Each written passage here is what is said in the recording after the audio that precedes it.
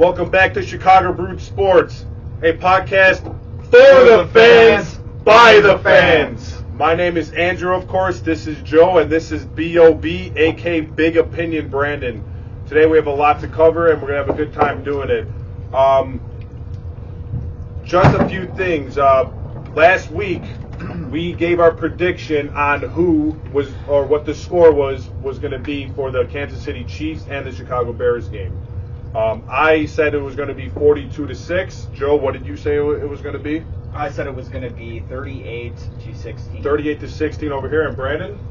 Or Not Bob? happy to admit this, and you'll see why. 24-17. I had the Bears winning. 24-17. No. Excuse me. I had Kansas City winning 24-17. Yeah, Kansas City winning, not the Bears. But not that fucking. So if you guys recall, last week we said whoever was the furthest away from the score had to drink, unfortunately for that person, a shot of Malört. Right. So at some point in this podcast, stay tuned for Brandon taking a shot of Malört. That's going to be pretty funny. And then one other thing. We're getting into the fall festivities, so we added up a new shirt on the blackboard. So Trick or treat. Yeah. And happy Halloween, motherfuckers. All right, let's go. So, I just want to say something really quick here. So at any point in the video, like let's say you're more of a Cubs person, I always, down in the comments, I will timestamp everything and title the timestamp. So you could like go to whatever point in the video, and let's say you want, oh, that sounds interesting, that topic on the Cubs or the Bears or the Sox or whatever sport team we're covering. You just go right to that team and you could listen all about it. You don't have to like listen from the start to the finish. Yeah. But we have a lot of good information here that we're talking about. I mean, like Andrew said, we're just fans talking here. I mean, we're not professional sports analysts. I've said this numerous times. Maybe one day. We're not professional journalists, but yeah, maybe one day. Maybe one day in a different lifetime.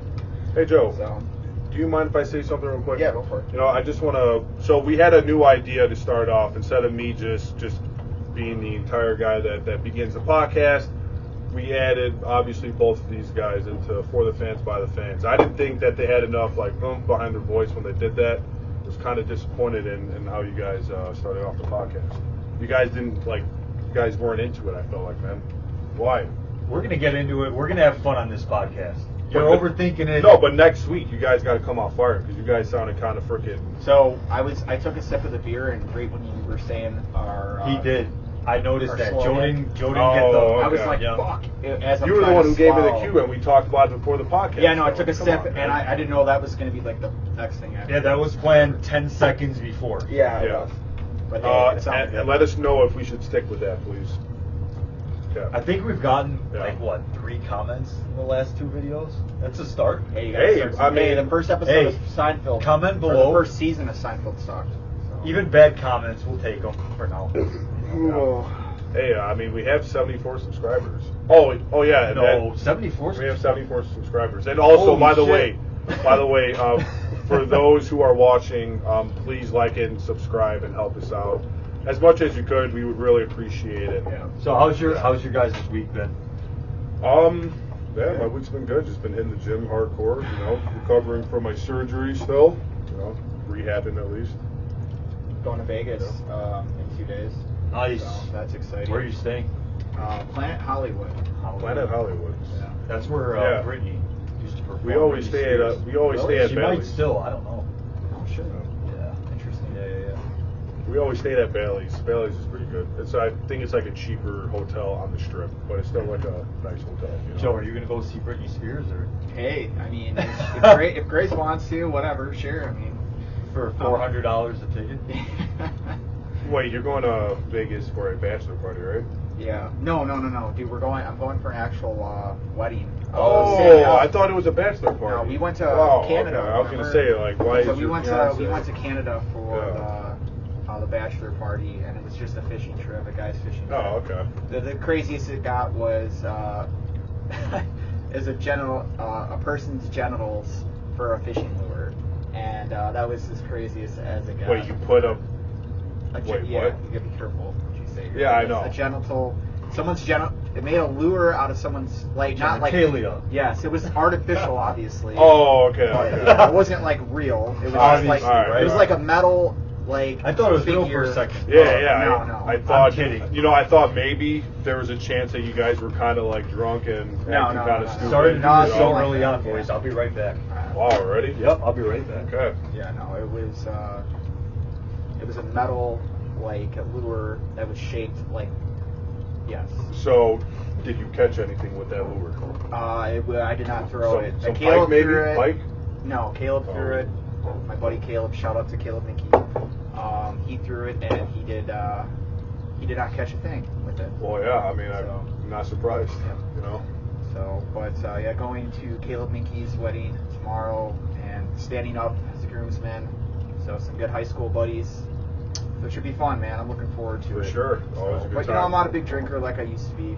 Yeah. So I mean, I never was really a big drinker, but when you're in your 30s, like, you kind of just want to sit back, relax. No, I feel you, man. Sip a beer. I feel you, man. Sip a beer and talk to your buddies like we're doing now. I'm 27, and I think I'm getting out of that stage, kind of. Yeah. I'm starting to feel it. Oh yeah, dude. Yeah. I'm not saying I feel older, but it does hit you every now and then. Yeah. So cool, man. Cool. Well, did you want to start off with the Cubbies? Or you want me to Yeah, I can start off. I'm not gonna. I don't have that much to talk about the Cubs today. It's just going to be very basic. Just about wild card stuff, standings, remaining opponents. One thing before I start, I will say I put on the hat that I got in Cooperstown, Baseball Hall of Fame. I bought this hat with, so it's a very nice, pristine hat that I got. Busting out the new cap today. I thought I'd let you guys know. I think we should wait until Brandon gets back down where we start before we start. Yeah. Hey, man, I will say one thing about the Cubs, though. That they're the only ones that are shining a light in Chicago right now.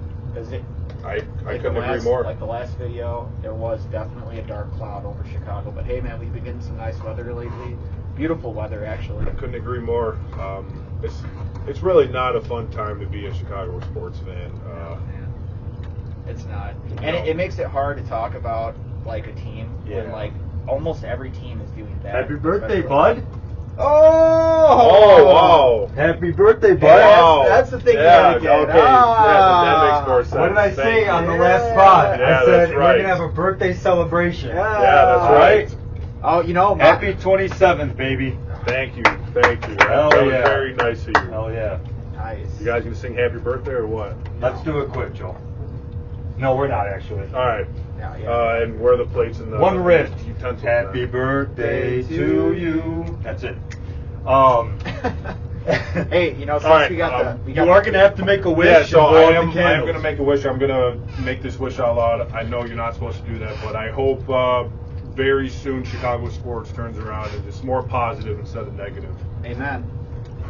And fuck the Green Bay Packers. I got to admit, that was awesome. But Dude, I that forgot was to a wear my- very selfless wish. Dude, Thank you. I really You know what? appreciate that. Because I thought you were going to say, I hope for the success of our podcast. But instead, you wish for the success of Chicago sports. I fucking respect that. Thank you. Yeah, man. I mean, I just think that really, if all Chicago sports are doing pretty well, that's going to get more the city and fans involved more into like wanting to know what's going on, which I think would by default help us out on our podcast. Fans right now are not going to want to listen.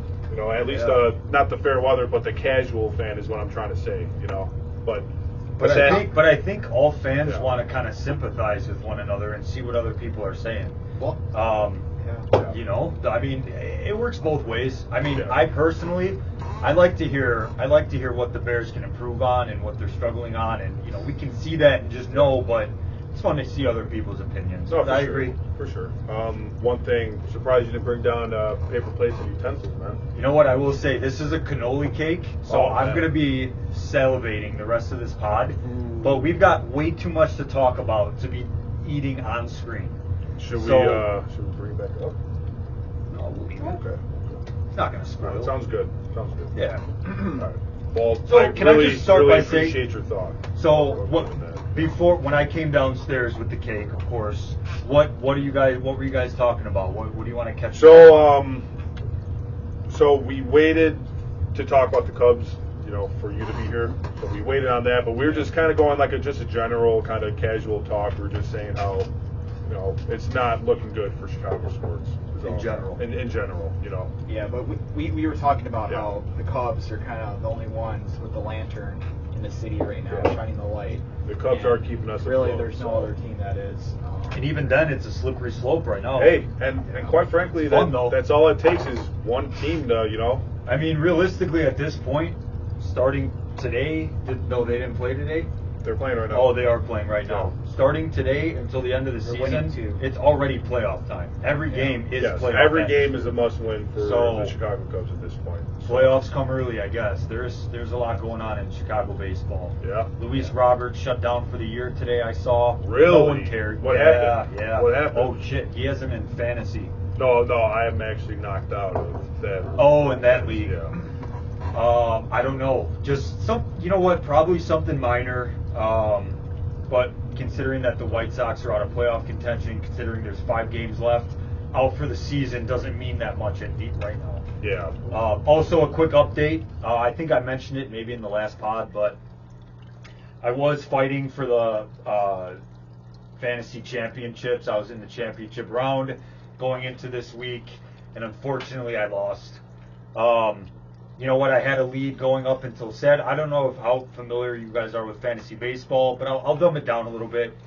Some of my key players were Kevin Gossman on the Blue Jays, Jesus Luzardo on the Marlins. That's about it for pitching. I had a lot of injuries this year in fantasy. You had Senga. I had Senga. This year. I had Senga. I traded for Senga. No, I had a couple good pieces. I had Merrill Kelly with the Diamondbacks, who was a good piece. I picked up a couple guys like Nick Pivetta down the stretch, who was a strikeout machine. Hunter Green got me 14 strikeouts. Yeah, he did. He went off. When I needed him to last week. I had Ronald Acuna Jr. all year long, the best fantasy player. Dude's hitting a 40-70 season. I traded for Trey Turner. I had Will Smith, Alex Bregman.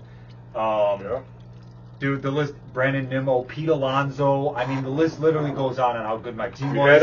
I came up short. You had a good squad, but you didn't end up winning. I came up short, and you know what? That's okay. It is what it is. Hey, but I see it like, yes, you want to win that first place for bragging rights and, of course, the most amount of money. But you did come in second place, and you did make more than what you put into the season, so you got to be happy about that at least, Yeah, I'm okay with it. I'll be honest. I'm a little. The silver lining here also is that fantasy baseball, it's every single day. The minute the season starts back in April. Yeah. So I get to relax now. Yep. It's a long season till next year. I kind of going off of what he said. I'm in 2 fantasy leagues. I finally got knocked out in my other one. Did not even make my money back. Came in 4th place. Disappointing, but my one league I'm fighting for the championship this week. So, please keep me in your prayers. I would really enjoy that money. That would be nice. And you want to talk shit. And I just want to have the bragging rights, like I said. But if I win second, it's not that big of a deal, really. I still had a good season. It was Joe, I know you're not in fantasy baseball. Oh, yeah. You're thinking about it. But catch us up to kind of, transition maybe towards football a little bit here also. Let's start with how are you doing in fantasy football so far? We know how he's doing. Mike Williams, torn ACL. Yeah, that's done for the season. Was that confirmed? Confirmed. Yeah, it is Torn confirmed. ACL done for the season. Oh, my God, dude. Yeah, that is confirmed 100%. Hey, I know how he feels. It's not fun. It's tough right now, man. So one of my main league, which is a keeper league, I'm not doing very good. So I don't know if you guys don't know how to keeper league works. Keeper league works is that you get to keep a certain amount of players you could set that roll over to the next year. A dynasty league is like where you keep the whole entire team, and then you got your redraft league, which is probably the most common. Everyone redrafts. So not to get into it too much, we took a vote and we settled with the keeper league. So we keep 7, which 7 is kind of a lot that you roll over to next season. So I had a good team to start off with. I mean, I had Cooper Kupp that I kept, obviously. I mean, he's debatably one of the best wide receivers in the NFL. Unfortunately, he's dealing with some hamstring injuries. So hopefully the light is shining bright on that aspect that he looks like he will come back by week 4, or week 5. We'll see. But right now I'm 0-3 in that league, which I lost my fiance's brother by a half a point, which was pretty tough to lose by. Half a point? Yeah, Najee Harris has not been. If you guys have Najee Harris in fantasy, he's scored less than 7 points in the last 3 games. And that was your number 1 pick, right? Well, right, because it's a keeper league. Oh, and, okay. Yeah, he has 2 years of experience. So what I like to do, like how I am kind of strategic about it, is since it's a keeper league, you keep the players and roll them over. I try to go for young, high prospect players. I don't go for players in their 30s, early 30s. Because then they risk injury. Higher risk of injury. Their performance starts to decrease. They're not in their prime anymore. So if you can get a bunch of young players or a high prospect, I mean, it's a gamble sometimes. I mean, I had some hits and misses. Right now, Jordan Addison, he's one of the guys that I picked up, the wide receiver for the Minnesota Vikings. He's looking pretty good. Another one that I should have started, I know I'm going to butcher this dude's name, but I am starting him next week because he scored 50 points in fantasy. He must have been on the Dolphins. Yeah, of course. Devon Achane. I think that's Achane. Devon Achane. Either way, wide receiver. Is he? No, he's a running back. He's under Mustard. Oh, he's under Mustard. Mustard. So he's the rookie. And the reason why I had Mustard, I dropped him because Mustard's 31. He had a decrease in performance, so I dropped him. I picked up this guy thinking Miami was gonna, had this guy was gonna be their number 1, and he probably will be eventually. I mean, Mustard. Joe, who's the backup running back for the Falcons? Aguirre? I don't know. You don't know? Why is he? No, I thought he was a stud. Elijah or something like that. Something. I have him very too. well. I had that guy. Yeah, he's been playing really well. Tyler Algier. Algier. Tyler He's been on Algier. fire, So I picked some of these random guys, man. Week 1 he did really good. And then, but yeah, he's another one of those 1 year of experience. Yeah. So those are the guys I look for. I mean, he's always behind He's only only 23, 23, of course, only 23 years old. Yeah. So week 2 he got 4.8 points in my league, which it's a PPR league. And then the next, so he scored under 5 points the last 2 games, but the first game he did really good against, but it was against the Panthers. So I mean, nothing to really write home about with that. Well, hopefully your fantasy season.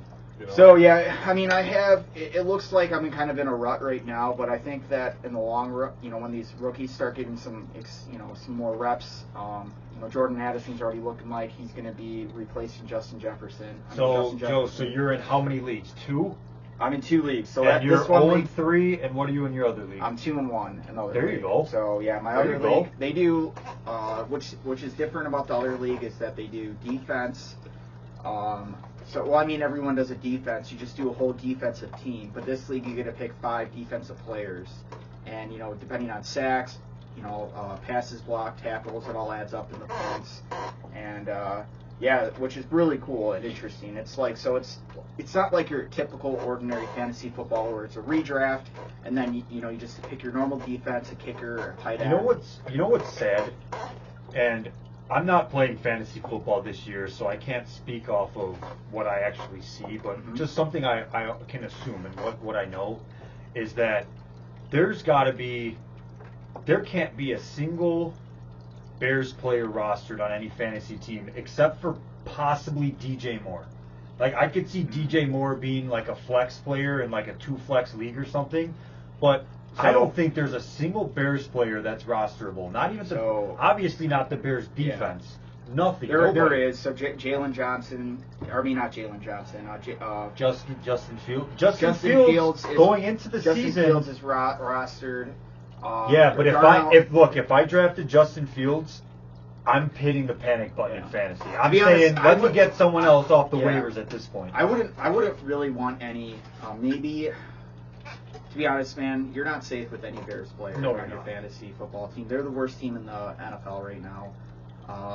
So you're hold on a minute, Joe. So I think we should just continue on in the base or the football. We are. But Roshan Johnson maybe because Roshan Johnson is going to take into he's going to take over for Khalil Herbert. So to get off fantasy, Roshan Johnson he's a hard hitter, a good runner. He hits the tackler hard. he makes him like pay for tackling him. He's a good running back, so he's someone to look into for fantasy. They're gonna drop. You know what I'm getting at is they're gonna drop Khalil Herbert. So Yeah. they're number 2, and Roshan will be number 1. So that was a little different. You know, we went kind of through some fantasy updates. Joe, I'm looking forward to seeing how your season goes, and week by week we'll get some updates from you. Very true. But there's a method to my madness, you know. So yes. Yeah, everyone manages differently. But you know what, Joe? Based on what you just said, that there's a lot to discuss about that. You just said the Bears are the worst team in the league. That's fair. Who are they? The worst team in the league? Yeah, they are. I mean, look, we're facing the Denver Broncos in the eyes this week. You know what? And Vegas has us losing by 2.5. Do they? Yes. So if Vegas has us lose, and we're home. Yep. Wow, and we're home, and we're still projected to lose and against the Denver Broncos. That's wild. And you know after what? Denver gave up 70 points. Can we officially call this the embarrassment bowl? It is.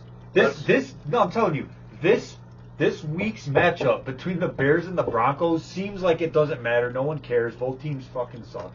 But like, at the end of the day, whoever loses this game is the undisputed worst team in the league. The Bears beat the Broncos are the worst. The Broncos beat the Bears are the worst. Dude. So even though this game doesn't look on paper like it fucking matters, it's going to be a fun game to watch, man.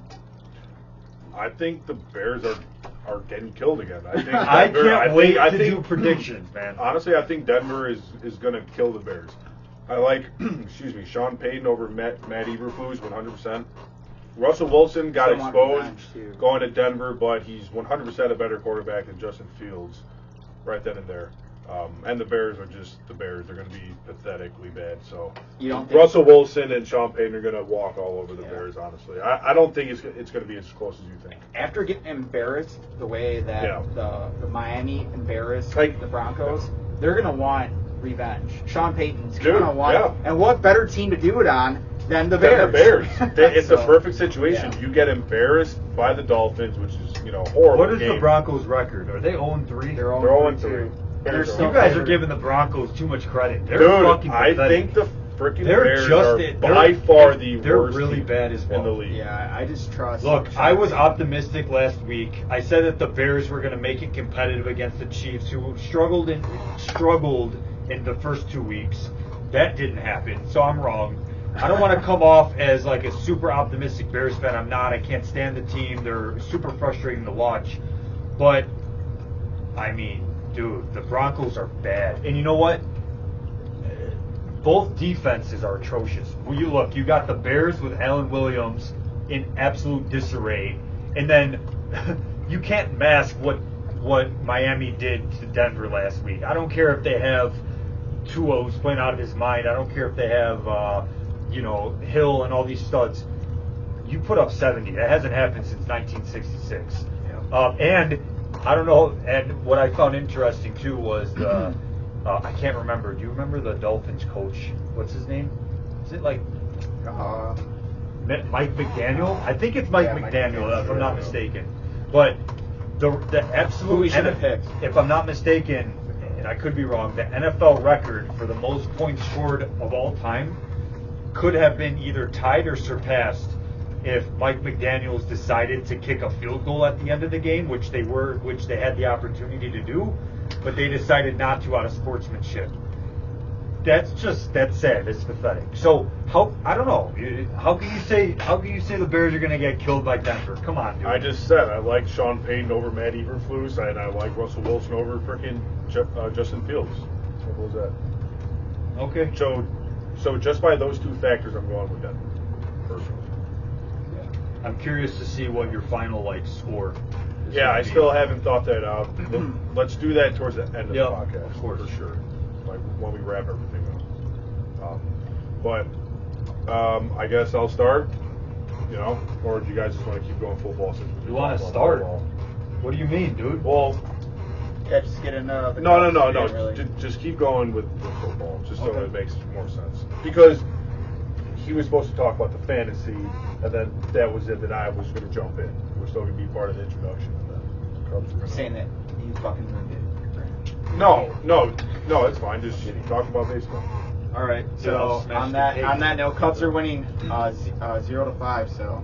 Yeah, the Cubs are winning 5-0. Justin Steele is pitching. He's doing pretty good. And I guess on another side note, the Chicago White Sox are winning 4-1 against Arizona. So go Sox and go Cubs. Go Chicago. All right, so I kind of want to start off with how horrible the Bears performed against the Chiefs. I mean, we all knew the Chiefs were going to win. I mean, they're the defending Super Bowl champions, and you know they're just so good. I mean, Patrick Mahomes just lit us up. I mean, he had a field day on us. So I want to get into what the score was at halftime. 34-0 at the end of the first half. So the Bears didn't score until 13 minutes into the third quarter, which was a field goal. And by then the score was 41-3. And at that moment, so I think it was like towards the end of the third quarter, the Chiefs took out their starters. I mean, Patrick Mahomes, I think he hurt his leg somehow, but it wasn't anything serious. He's a pretty tough dude. I mean, he usually plays through injury. And that was justified. That looked like it hurt. Yeah. So they took out him. They put in their backup quarterback. Let's see, I don't even know this dude's name. Blaine Gabbert? Yeah, Gabbert. Yeah, Blaine. He's played 12 seasons. Gabbert. So either way, whatever. I mean, that guy obviously wasn't that good. I mean, he threw 2 interceptions. So I mean, at that point, the Chiefs just didn't even care. They were going to win the game no matter. I mean, it would have to have been a miracle for the Bears to come back from that. It was so embarrassing that Fox had to change the game to the Cardinals and Cowboys game at halftime because there was no chance the Bears were coming back. I mean, and they were the headliner for that the 325 game. The Bears and the Chiefs were. Isn't it crazy how Arizona upset Dallas? I can't believe they did that, Joe. Yeah. Well, with all the Taylor Swift. Yeah, they changed it.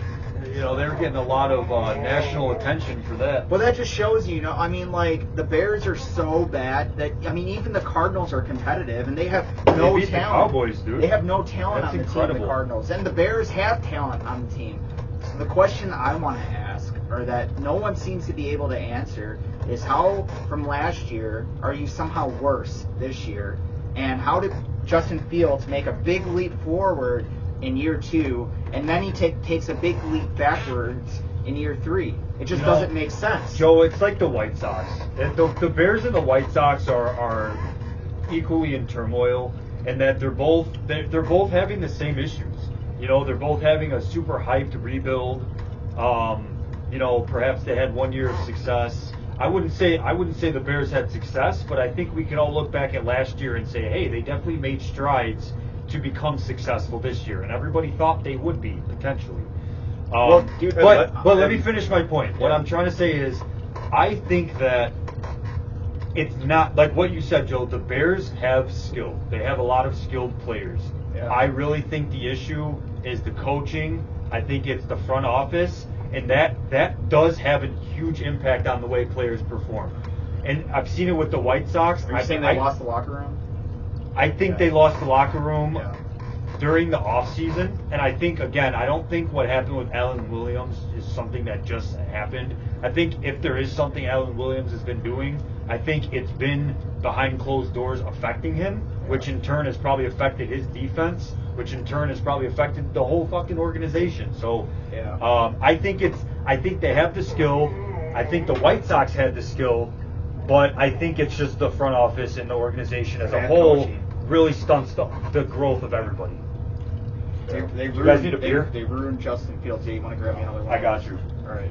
I mean, I think they just really ruined Justin Fields. I mean, after how much talent that guy has. I think the how Bears. athletic he is. I think the Bears should, moving forward, after Matt Eberflus is fired after this year, I think we should get a well-rounded head coach. I think we should get a guy that's good on both sides. Yeah, I have some prospect coaches, but dude, they should fire Matt Eberflus like now. I think. I mean, what does he bring? And Joe, to the I also want to speak on that.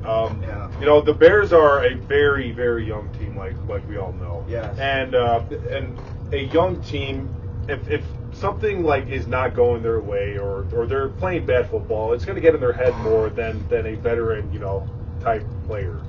Yeah. So like Justin Fields and all these young guys, they're probably being very hard on themselves, which is kind of mentally draining as well as physically on the field.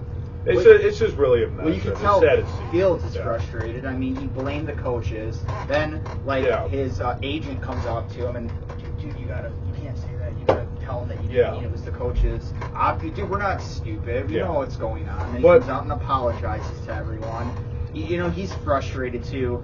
And I was watching Tim Jenkins, surprisingly, on the way here. He was on 670 The Score, which is he breaks down all 22s. And he said that out of watching all the film that he watches, because he breaks down all the teams, all 22 films. And he was saying that, out of all the film he watches, the Bears have, it's almost like they have no clue on what they're doing. He said even the Broncos film isn't this bad. Like the Bear, so that. Well, that's why I said Sean Payton is a better coach than Matt Eberflus, Yes. and by default, that's going to go ahead and win them the game next week. No, I totally agree, and I think that they're going to win too. But we'll get into that later. So I just want to go over some of the stats with Justin Fields. This was his 23rd loss. His last win was in October of 2022. That was the last time, obviously 2022, was the last time that Justin Fields won a game. So we're almost technically going on a calendar year. Yeah, dude, this is ridiculous. So that, and it was against the Patriots. Can I say something, Joe, before I forget? I'll let you go. I'm sorry. I got an update today that I need to share. Because the Bears are locked in at their own pick next year, as well as Carolina's pick. I don't know if you saw this. The Bears currently have a 38% chance of getting the number 1 pick next year, which is mind-boggling. I think it's higher than that. But even 38% chance is wild. The Bears have very high. 3 games into the season, that's hard to gauge, man. Yeah, I don't think that's it really. Wild. It would be different if these games were competitive and they were close games. I mean, I get the opponents that they were playing against were, pretty tough opponents, I guess. But either way, I mean, it's just they're not even close games, Brandon. They're getting their asses kicked, and they look worse with all the money they spent on the off season. It just doesn't make sense how they all of a sudden look worse this year than they did the previous year. How is that even possible? I mean, everyone keeps saying, the Lions were 1-6 and they made a comeback. The Colts were 1-6 with Matt Eberflus. That's what Matt Eberflus had to say. Hey, I'll get into some of that later, but I think Campbell's a good coach. I think Campbell could turn it around. I don't think Eberflus can. I think Eberflus is calling David Ross right now and asking for some advice. Dude, Eberflus has to be, and dude, I was worried when they hired Eberflus because he was a defensive coordinator the Bears needed an offensive-minded guy, and of course, they do this old school 80s Bears shit where, oh man, we need a tough defense, we need a good running game, dude. Yeah, that's great if you're Kyle Shanahan and the 49ers, but you're not. You're not that. So stop trying to be something you're not. And dude, it's just saddening to see this crap. I think fans are pissed off, and they should be. I think the Bears have a genuine, and this is wild to say. Yeah. I know I keep saying that, but I think the Bears actually have a legitimate chance at the number 1 and 2 overall pick next year. Dude, and it's really, and I know we've said this too. I think it's really sad that if we were to get the number 1 and 2 pick, it's really sad that we would have to think about spending that on a new quarterback, as opposed to having those 2 picks as capital to trade, or to just have 2 of the best fucking elite defensive players you can get. Whatever the case. We do need a defensive line, though, because what's worse, the defensive line or the offensive line? 2 fucking O-linemen. I swear to God. Last week we showed the probability of Arizona, and they said that Arizona, according to the the website or whatever that we were on, was getting the 1 and 2, but clearly not. And after they beat Dallas. If it wasn't for Carolina and Chicago playing each other later in the season, they genuinely both have a chance of going 0-6. Dude, I don't even know if they could beat the Panthers. Dude, we were talking about that earlier. Dude, is Bryce Young already a better quarterback than Justin Fields? No, I Didn't mean, he get he's injured? struggling, but he's. No, I think he had an injury, but it wasn't like, like. No, that doesn't matter. He, it. But if Tim Jenkins, the guy that I was talking about earlier, he said that if the Bears continue to play like this, he says he doesn't see them winning a single game. I don't think so. And they're not changing anything. He said, if anything, they've changed things that made them worse. So, like, what are they going to change to make it better? It doesn't seem like they're really changing a single thing. I mean, it's funny because Stephen A. Smith ripped on the Bears. Oh yeah, Oh, yeah. You guys he's right see that? though, dude. Yeah. They're garbage. I'm sure someone could pull up the quote. They're not a good It was team. pretty They're a funny, dumpster fire. like Yeah. You name it. We're already full on tank mode. Like we all went into this season thinking, wow, the Bears could pull off 10 wins. The Bears could pull off a fucking division win. I thought that. But here's what's funny. Only 3 weeks into the season, when the Bears do inevitably play Carolina, I may not be rooting for the Bears. Genuinely, I think I'm Why would you? I'm just saying, but I'm at a point now where whichever team has more wins going into that week matchup, I'm rooting for the team that has less wins. Yeah. That's I agree. simple. Hey, remember before the season started, me, you, Uncle Luigi, Uncle Joe, Uncle Danny, and all them. Joe, we all went over the Bears schedule like week by week if the Bears could do it. I think we said the Bears could go like 9-8, 10-7. Dude, I'm pretty sure like we were being optimistic. Right, we were being very optimistic, but quite frankly, there was a lot of hype going into the season. I kid you not. I think Joey said they could go 11-6 or whatever. Yeah, and it was like kind of that, looking man. like it. Yeah. Like last year, if you go back to last year, It did and look you like see it. the amount of games the Bears lost, one possession or less, it was ridiculous. And don't forget, Yeah, but the then they won Bears that went streak, in. Don't 25. forget, Yeah, but still, I mean, I know.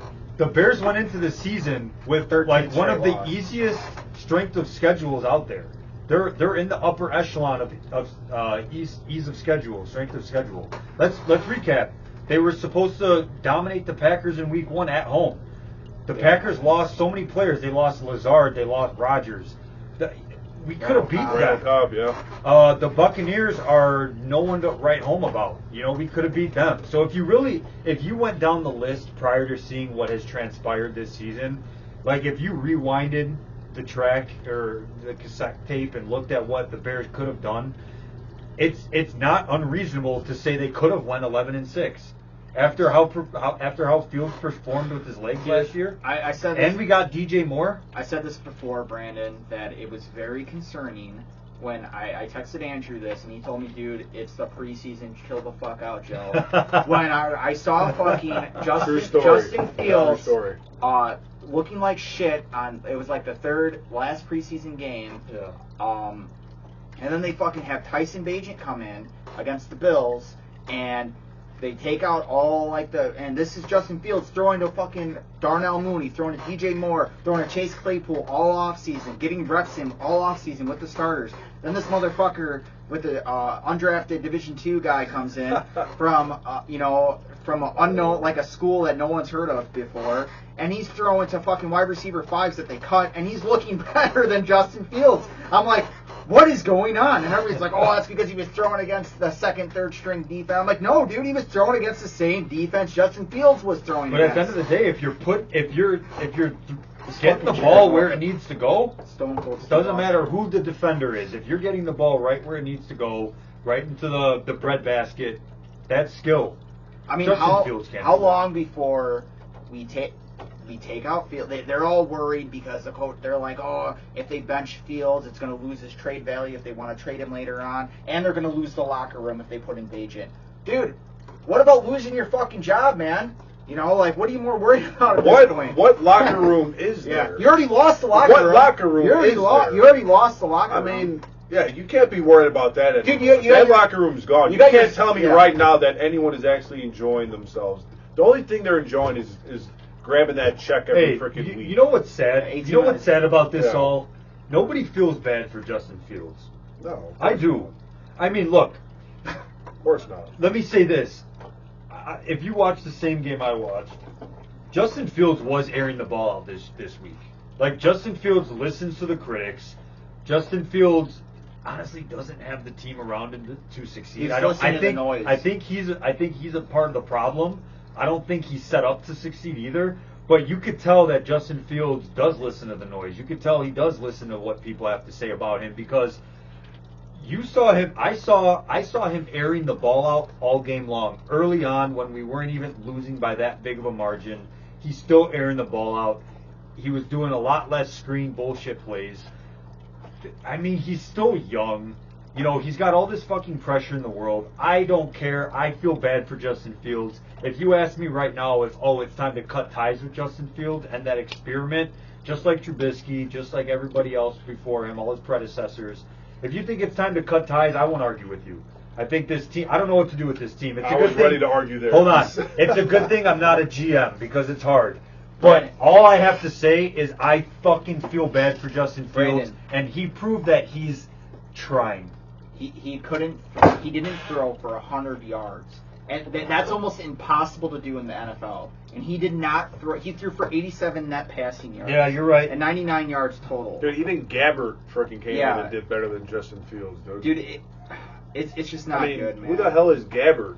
You know, the problem, too, is But am I wrong? Did you see him airing the ball out more? Did you notice that? Yeah, but you know why? That's all I'm saying. I'm not saying he had success, but he was trying, which, you know, and we need results, right? It's not about effort. It's not about what you do. It's about results. So if you're not throwing for 100 yards, like Joe said, who gives a shit if you're throwing the ball further? I'm just saying I feel bad for Fields. He listens. He sees what's going on. He attempted to make the adjustment. It just wasn't happening, man. That's all I wanted to say about that. You know, and to add to your point, Brandon, that I lost my train of thought.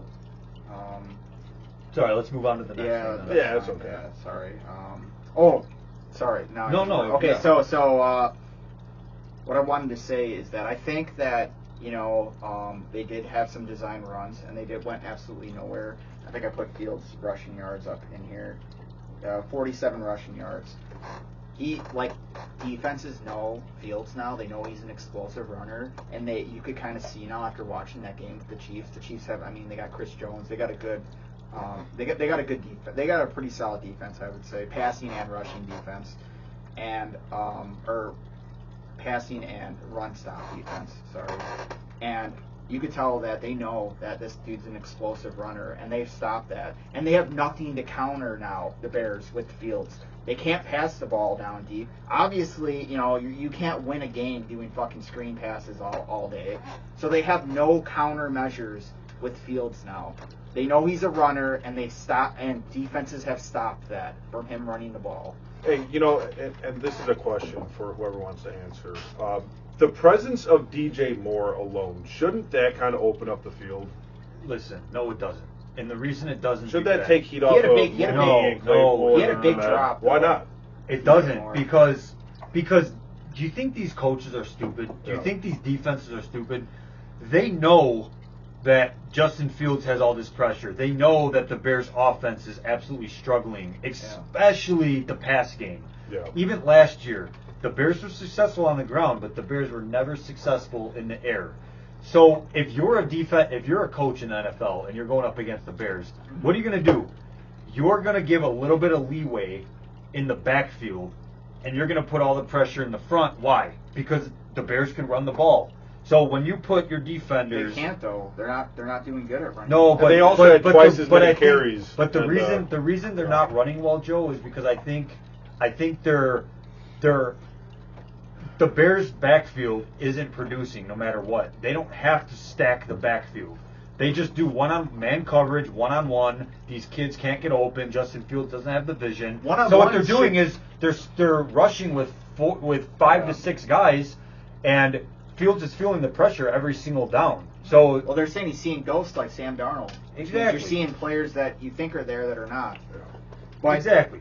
But you know dude, it's not good, man. Like nothing they do right now is working, and nothing looks good. No matter what they're trying to do, whether it's running the ball, they can't do it. Whether it's passing the ball, doing design runs for Fields, screen passes, short passes, dude, they can't do anything, and it's showing. And the stuff they are trying to do, and like it's repetitive, and it just looks like a mess. Dude, if I'm the opposing head coach, I'm playing the Bears, I'm blitzing at least 5 guys. I'm not just blitzing the 4 linemen. I'm blitzing at least 5 guys every single play. And that's what they've been doing. And why would they not? And that's why teams are producing sacks against us, because they're taking advantage of our vulnerabilities. And I'm playing cover 1. I'm having a couple zones, I'm having a couple men, and I'm having one guy in the middle, and that's just gonna scramble Fields' brain. He won't know what to do when you got two men, 2 cover, 1 spy. That's what I wanted to say, Brandon. Sorry, go. Thank you. Question. You're speaking about sacks and all that kind of stuff. How has Darnell Wright been playing as his first year? Like a rookie? Yeah, as a like rookie. he's playing. Oh, that was your answer. Darnell Wright is playing like a rookie, but who has free agents around him where they don't have the chemistry that they could have. Yeah, it's just not good. Well, he's playing right, that's his excuse. If he's doing okay, but he's not doing great, and that's his excuse. He's a rookie. But back to what we said earlier. Jalen Carter's doing fucking good. I know that. But back to what we said earlier. I'm not saying that Darnell Wright doesn't have skill. It's the system. You know what I mean? No, he has skill. He's a rookie, but he has skill. But he's not going to succeed in this team right now. You guys believe that Darnell Wright is still going to turn out to be a pretty good. It's too early to tell. It's too early. It's too early to get that answer. If you don't think that Darnell Wright's going to pan out, I totally disagree with you. Yeah, and I'm not saying I agree. I'm not saying that it won't. I'm just saying I don't know if it will. Yeah. That's what I'm saying. I don't agree. know. If there's with this coaches and this, I don't know. Yeah. If there's a shining light. You know what? I'm going to say something.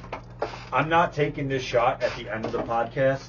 You're going to take it now? I'm taking it now. Hey, he's doing a shot of Malört. So if you guys don't know, Jepson Malört is a liqueur that is made in Chicago. I like it. I personally think it's not that bad.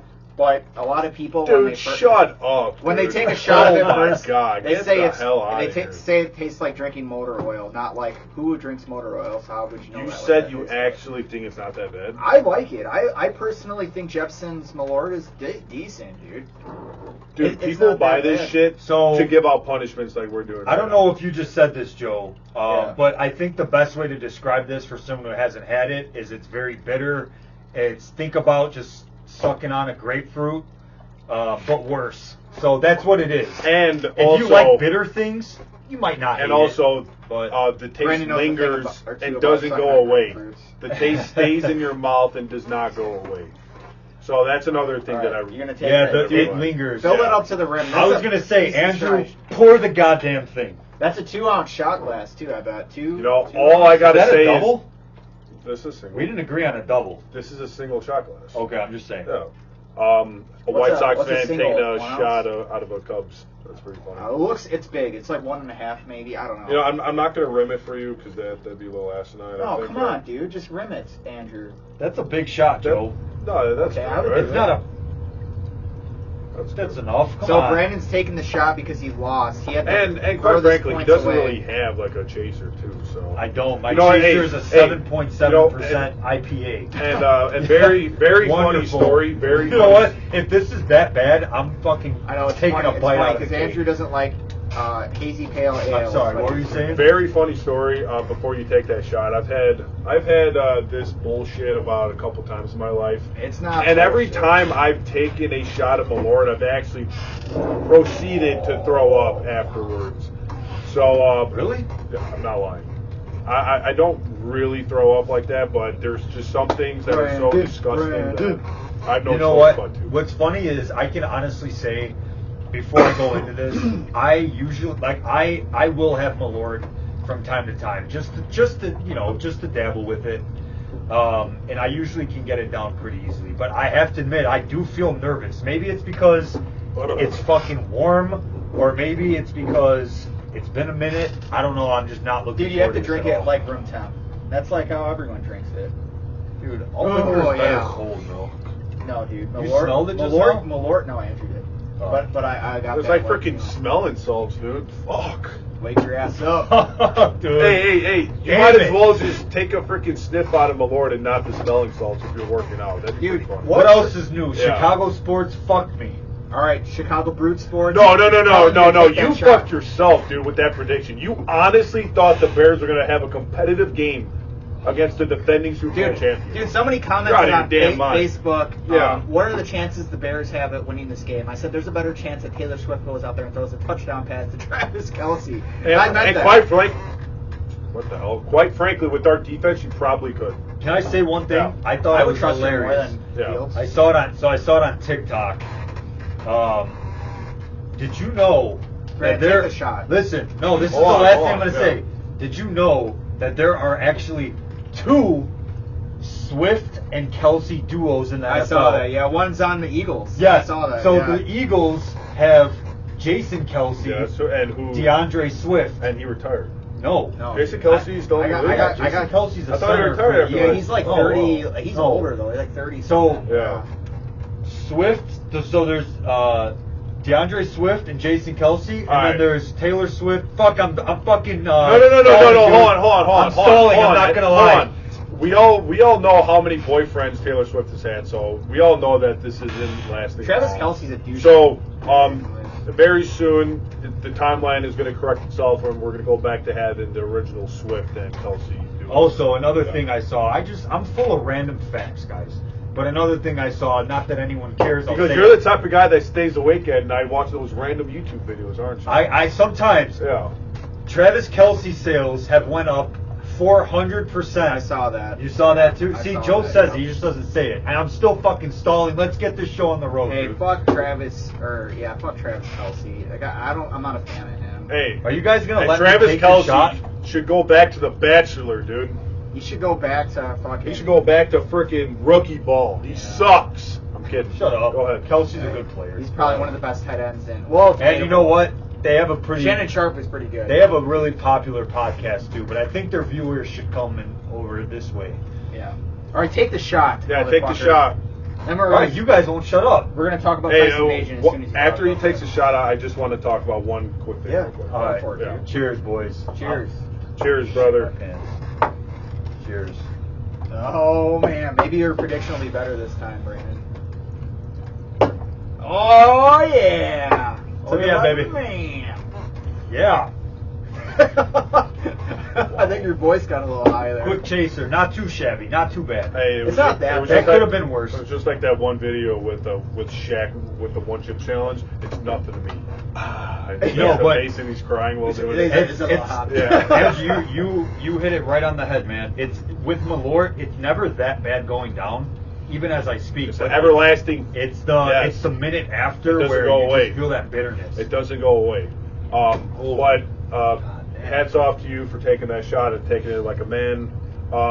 One thing I'd like to say, I can't wait till you lose, bro, and have to take it on the we'll pod. see what happens. But I don't plan on losing, that's for sure.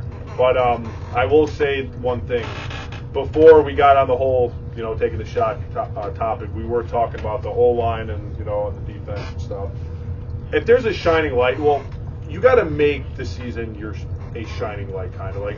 And I recall back in the day watching the Cubs in 2011, 2012 when we sucked a lot, but you're watching the game for the prospects, like Rizzo was coming up and Starlin Castro, a cornerstone. So if Darnell Wright, ends up having a good season for the Chicago Bears, that in itself is a big positive that we have a cornerstone O lineman. So I agree. regardless of how bad the Bears are, let's pray that Darnell Wright becomes a good football player for the Bears. And I think in itself would be very good.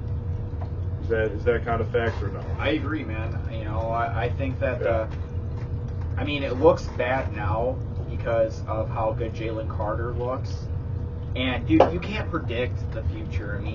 Yeah, but Jalen Carter's in such a better system, Joe. You can't even compare. Well, them. yeah. He's in a better system. I mean, the guy. Dude, imagine Did walking. you watch that game, the last game, dude? He peanut Charles Tillman punched the ball out of the guy's fucking. The freaking peanut punch, dude. Peanut punch. He peanut punched someone, man. Wait, who? Jalen Carter did.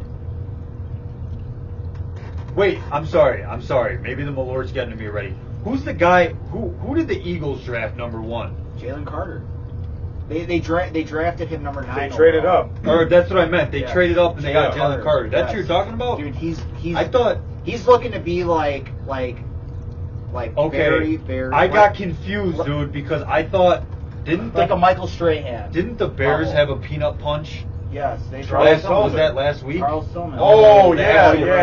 It Yeah, was they Jackson, did. wasn't it? Maybe Jalen Jackson. Jalen Johnson. Whoever, Jalen Jalen Johnson. Johnson, you're right. That's you're what right, got me yeah. confused. Okay, yes, Yeah. Jalen Carter were on the same page. Yeah, My dude. fault. And I mean, I get that, like, you know, they needed an offensive lineman, but if you would have known how Jalen Carter's performing right now, the better pick would have been Jalen Carter. Yeah, but like Brandon said, You don't know that. I just- yeah, but At the time, it was the right it takes a lot less pressure off if Jalen Carter's going to already a Super Bowl contending team, or you know on the other side of the spectrum, the Chicago Bears, who's a worst team in football. Dude. It's a big freaking deal for a kid. Like if Darnell Wright was with Philadelphia, that's a Right. that's a big Imagine difference. Darnell Yeah. Wright joining the Cowboys. Oh, come on, he would be amazing.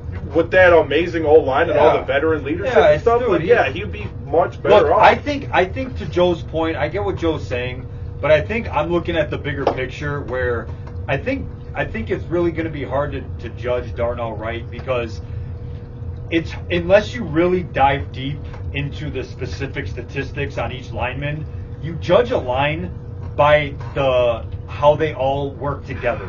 You know what I'm saying? Yeah. You judge a line by how they work together, and if the whole line as a whole isn't performing well, Darnell Wright's going to look Dude, worse. there's no energy. None of them want to. Yeah, Darnell Wright is going to look worse, which I Yeah. don't blame him. and in turn, he's not going to look good. And also, there's a lot more pressure on Darnell Wright to do good because the Bears' O-line is shitty. Dude, he was the You know, first round and, draft and pick. you got to feel bad for Darnell Wright, dude. Like, dude's an absolute stud, and he got drafted to this shit organization. Imagine being Darnell Wright and being like, fuck, I could have went to any other of the 29 teams and Yeah, maybe but have had more success. This is your chance to make the organization better.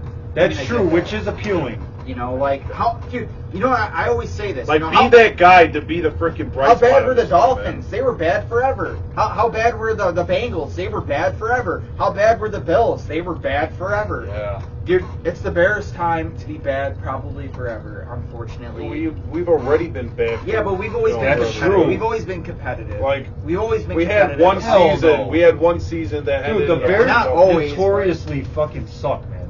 Yeah, but I mean, so I mean, we did 2018? make it to the Super Bowl in the last decade. I mean, not the Super Bowl, the playoffs in the last decade. Twice.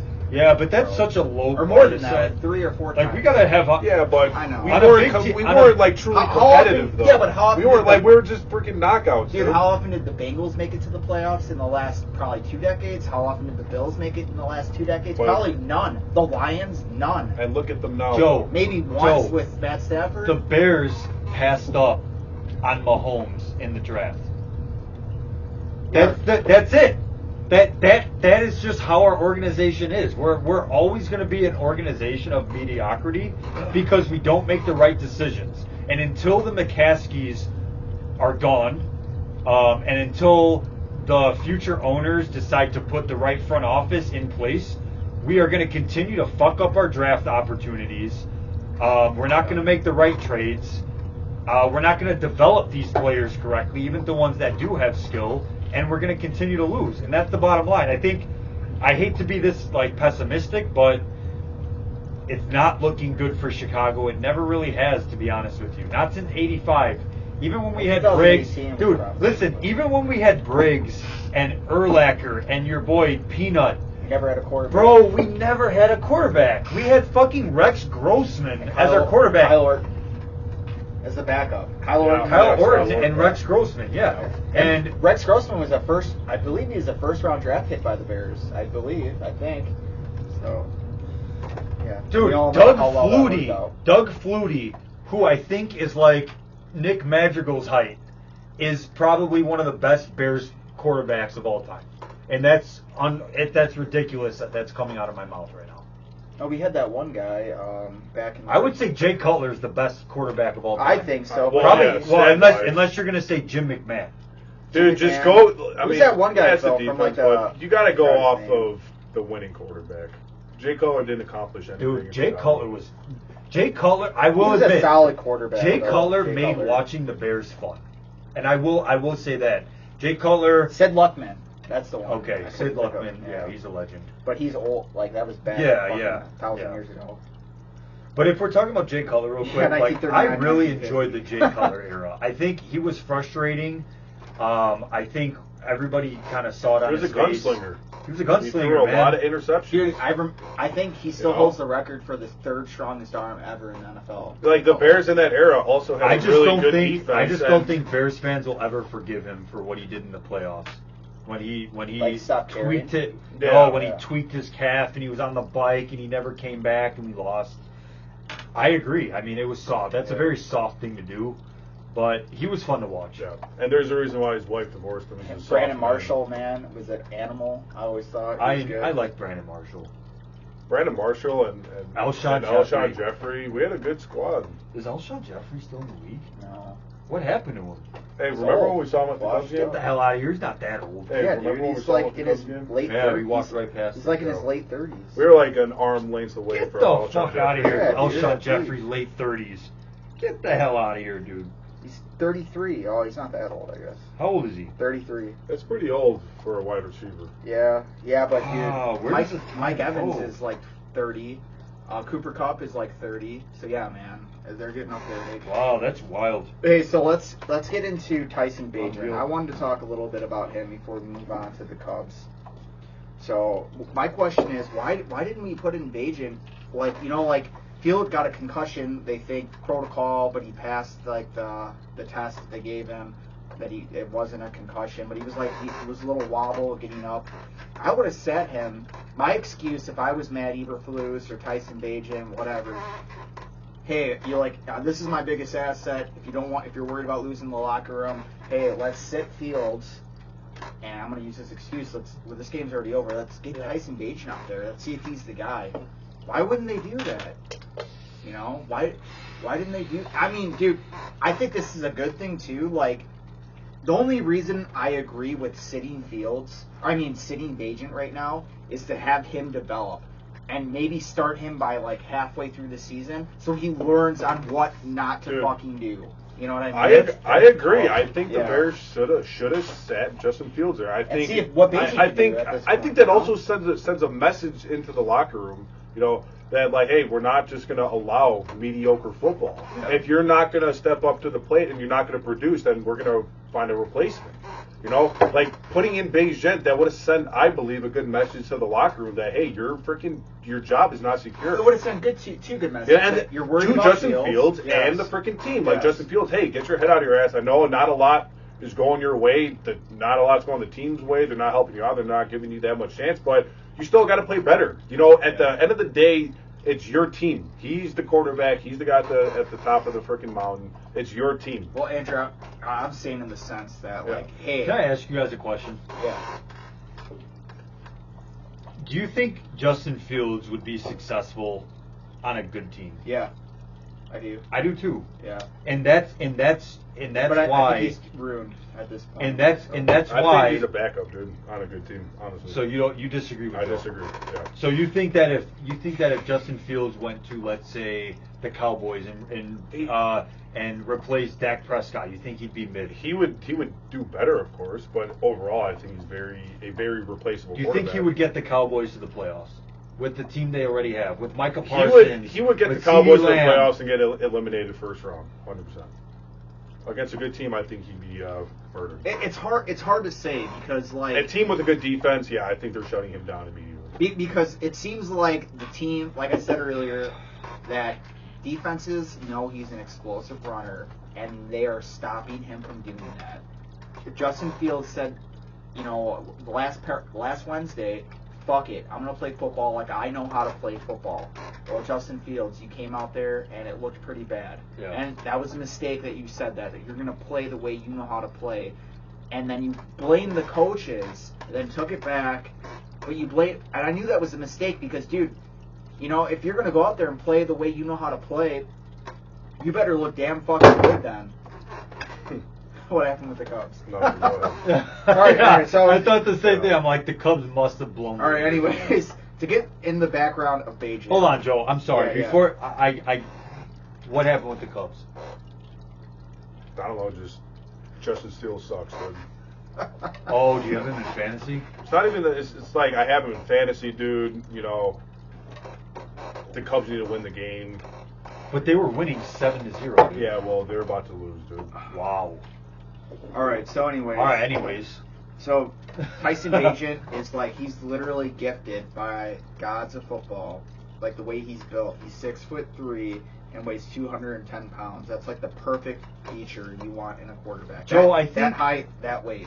Look, we need to look at this differently. Like, obviously, we're not the GMs, and this is that like the third game of the season, benching Justin Fields' third game of the third season.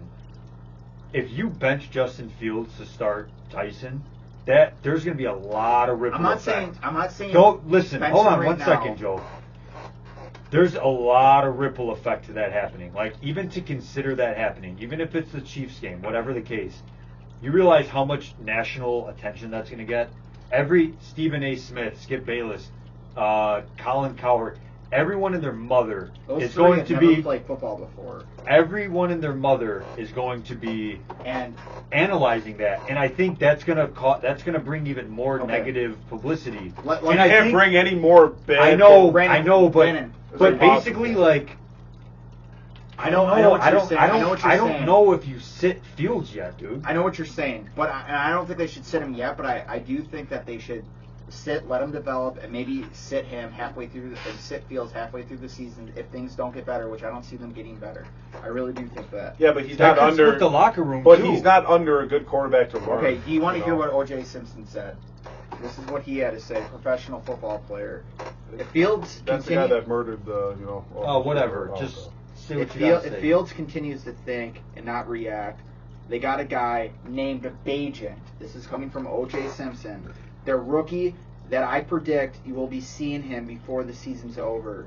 Even though I wish Justin Fields the very best, but this kid Bagent, just like Brock Purdy, he's played a lot of college football at quarterback, and he's ready to be a pro quarterback. That's what O.J. Simpson said about Bagent. Okay, it's got me pretty fired up. Here's another quote, and this is by Mike Martz. Mike Martz, former Super Bowl champion. He won the 1999 Rams Super Bowl. I mean, he was the offensive coordinator when the Rams won the Super Bowl in 1999, and he was the Bears' former OC. This is what he had to say about the Bears Fields Bagent situation. It's time for a change. Whether it's Bagent or whoever, it's time for a change. It's time to change something. So he's saying that too. So I want to get into the background about Tyson Bagent a little bit. So he went to Martinburg's High School. He threw for 7,800 passing yards total and 112 touchdowns total. He went to a D. So this is what I think is interesting. The most interesting part of this is that he turned down 2 Division I college teams, which was Robert Morris and Albany. He turned them both down, and he went to Shepherd University. Why? Why would you turn down a D1 school that were both like very reputable, from what I read online, college Division I schools, to go to a Division II? But he turned them down to go to a Division II because I think it was because it was in his home, West Virginia. What if he felt like maybe he'd have more success in D2? Because obviously D2. I think that's talent. So that's another point I wanted to bring up because which isn't good. So Tom Brady didn't start his first 2 years at college. He competed and battled some other kid in college with the competing job. Obviously, he won and played the last 2 years. But I wonder if he was worried and thought that he would have a better chance of making a name for himself if he started somewhere. Maybe that's why, because he wasn't guaranteed a starting position. Yeah. So the last 3 years in college, he passed for over 4,000 yards. In 2021, he passed for 5,000 yards. That's fucking amazing, man. I mean, I get that it's a Division II team, but still, man, that's very impressive to do that. He broke the record for touchdown passes across all the NCAA division with 159 touchdown passes. So we already talked about this. Like, the reason why they're not starting Bagent it could be because Fields will lose trade value. I think they're planning on trading. I mean, I feel bad for Fields in the aspect that it's easy to put all the blame on him because you didn't draft him. But I mean, I think the coaches, I don't know. I mean, we saw how Bagent played in the preseason. He looked pretty fucking good. He looked better than Fields. And he was throwing to wide receiver 5s. So maybe, I don't know, maybe there's like a method to the madness of Matt Eberflus and Ryan Poles. Maybe they want to develop this fucking Bagent guy. Let him sit behind Fields, learn what not to do. They want to develop him. Realistically, go ahead. No, go ahead. Realistically, I mean, it's truly a stretch if you believe Bagent is going to amount to anything. And I'm not trying to. Hear what I said though, Andrew? That's in college in a Division II school though. This is the NFL. There's a big fucking difference. That's true. But why? It's a big fucking difference. But why did he turn down 2 Division I teams then? Like Brandon said, probably because he wasn't guaranteed a starting job. He broke the record for touchdowns, man. And I'm not saying he doesn't have any skill. You got to have a certain level. D2 is a different. You got to have a certain level of skill to make it to the There's NFL. There's D2 teams that. But I just find it hard to believe Bagent would make that big of a difference if he came in instead of Justin Fields. You know, like I truly hope he does. I'm rooting for Bagent, but I just don't see it really. Well, you'll never know unless so you do. I will say. At this point, what do you have to lose? Is what I'm getting at. No, you're right. Joe, I will say, like, what you said was very convincing. I think it was, like, kind of fired me up, I'm not going to lie. I'm like, do we fucking make this decision? But I don't think Bagent's going to be a better quarterback than Justin Fields. I think Justin Fields has the legs. I think Justin Fields... Oh man, I don't know. It's so hard because I want to just assume. I want to think that Justin Fields, as a successful he went to Ohio State, right? Yes. As a successful Ohio State quarterback, he had to have been able to throw the ball at some point, right? So when you think about it, at some point I think to myself, okay, Justin Fields already has the legs. That's proven. That's goated. There's no debate. He will figure out the arm, and I've stuck to those guns. That he'll figure out the arm, he'll put it together. But it's at a point now where it's like, not only does the team suck, which stunts Fields, but Fields also hasn't made those spectacular throws that kind of convinces you in a way that says, okay, maybe the team sucks, but this kid does have the ability. We're kind of stuck in no man's land, dude. Like, I don't know what the fuck we're going to do. I have no idea. I don't think that Bagent is going to be the answer. I could be wrong. Who the fuck knows? I don't know if he's going to be the answer. I could be wrong. I'm saying that he played better in the preseason. Look, than Fields did. dude, I think, you know what I think, Joe? What? I think that it doesn't, look. At this point, what does it matter? I mean, Everyone's going to get fired. Exactly. So I think it doesn't matter. I think if you put Fields in there, I think if you put Tyson Bagent in there, I think we would suck no matter what. I think the quarterbacks are going to suck no matter what, and I think there's no hope in Chicago, man. I just want to see what this Bagent guy's made of, man. I mean, I get it. He's a Division II guy. Again, I agree with you, but I think, everyone that said Tom will Brady cause was gonna a suck. big ripple effect on the Chicago Bears. If the minute that Justin Fields is benched for Bagent will be groundbreaking. Hey, no one ever said Brady was going to go everywhere. They said he was too skinny, too slow. I know. And look, that was the rest is history. I think. But that's one time in history. It's not going to happen twice. Brock Purdy. Dude, Brock Purdy. He's not Look at Brady, but his team. Brock Purdy is a fucking. Look at his team. Brock Purdy is a mid quarterback with a fucking elite team. What about Jalen Hurts? I mean, he's a stud. Yeah, I get that, but during the draft, I mean, I never really heard much of him. I mean, was he but a even huge prospect? Dude, but it's all luck and it's all about scouting, man. Because Trubisky went number 2 overall. Mahomes went like 20. Realistically, it should have been even Deshaun Watson went before Mahomes. I think. I know. That's who we realistically probably would have picked. But for some reason, like if it was like a normal dude drafting, not Ryan Pace, he probably would have picked Deshaun Watson. Realistically, like if we didn't know like how Mahomes is going to break out and be like this probably maybe possibly past Brady. Yeah. We didn't know that he was going to be like that. No one did. Matt Nagy did though, but no one else did. Dude, I brought plates and shit over there. Oh, I didn't even see that. Hey, it's his excuse to get up and walk upstairs. So I'm going to rip through some of this stuff real quick if you guys don't mind. All right, while you're ripping through that, Joe, I'll serve us a piece of cake. So wide receivers. Yeah, I'll cut the cake, bro. I mean, nothing looks good here. Like, nothing looks good on the offense, and nothing looks really good on the defense. So, Darnell Mooney, man, did he get a cardio workout, Darnell Mooney. He had 0 catches and was targeted once. DJ Moore, he didn't catch his first catch until the third quarter when there was 3 minutes left. Our number one receiver. Tell me that's not, like, embarrassing. Oh yeah, and he also dropped a 35-yard pass. I believe it was 35 yards. I could be wrong. But it was a deep pass that he dropped. And that's our number one. He had 3 receptions for 41 receiving yards, 1 touchdown, and he was targeted 6 times. Chase Claypool, 1 reception for 15 yards, targeted 4 times. All right, let's get into our tight ends. Cole Kmet. Hey, at least Cole Kmet can, catch the ball now, it seems like, and he was targeted twice for 20 yards. Good for Cole Kmet. Our running backs, total of 69 rushing yards together, both Roschon Johnson and Khalil Herbert. I mean, usually number one gets about 70 plus, and both of ours got just under 69. 15 total receiving yards.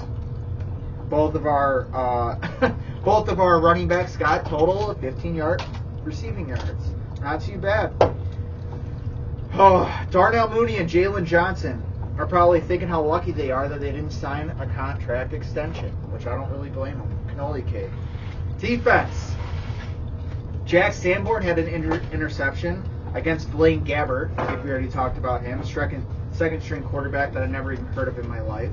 And then Quindle Johnson, our safety that replaced Eddie Jackson, had an interception. But our defense had 0 sacks and 0 forced fumble. But hey, they got 2 interceptions against a no-name quarterback. That was in garbage time, though. It doesn't count. In garbage time, correct. So injuries. 60% of our secondary and our offensive line is out. Eddie Jackson, still questionable to return.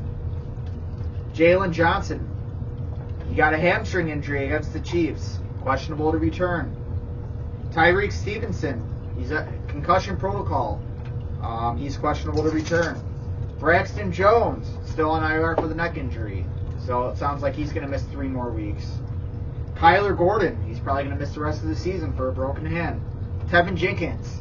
Give a round of applause for Tevin Jenkins. It sounds like Tevin Jenkins might be coming back week 4, but we know how much he gets injured. Coaches and management. Oh yeah, this is what Eberflus had to say. We're close, and we need to keep faith. Justin Fields is almost there. What Eberflus means by we're close is that he's close to losing his job. And Justin Fields is not almost there. He's almost there to the bench, and Tyson Bagent is almost there at his position. I think that's what he meant to say. That was pretty funny, Joe. Fields and Mooney trade. There's talks about that. Holy shit. And that, benching Fields, we already talked about that, could hurt his trade value. I mean, at this point, what does it matter? I mean, Eberflus is getting fired. So, and the 49ers, Trey Lance didn't even play for, I think he played half of a game his entire season, and the 49ers still got a 4th-round draft pick. I think we'd be lucky to get a 4th-round draft pick from Fields. So, wrapping up a little bit here, some potential head coaching candidates for the Bears. Frank Smith, he's the Dolphins' offensive coordinator. He's 42 years old. I think that's not a bad idea. Ben Johnson, Lions offensive coordinator. He's 37 years old. Why I'm saying the age is because I think that we need a young guy in here, a young offensive-minded guy that we could keep for a long time. I think that's kind of what the Bears need and what I would want. This is an interesting one. So Matt LaFleur, the head coach for the Packers, brother.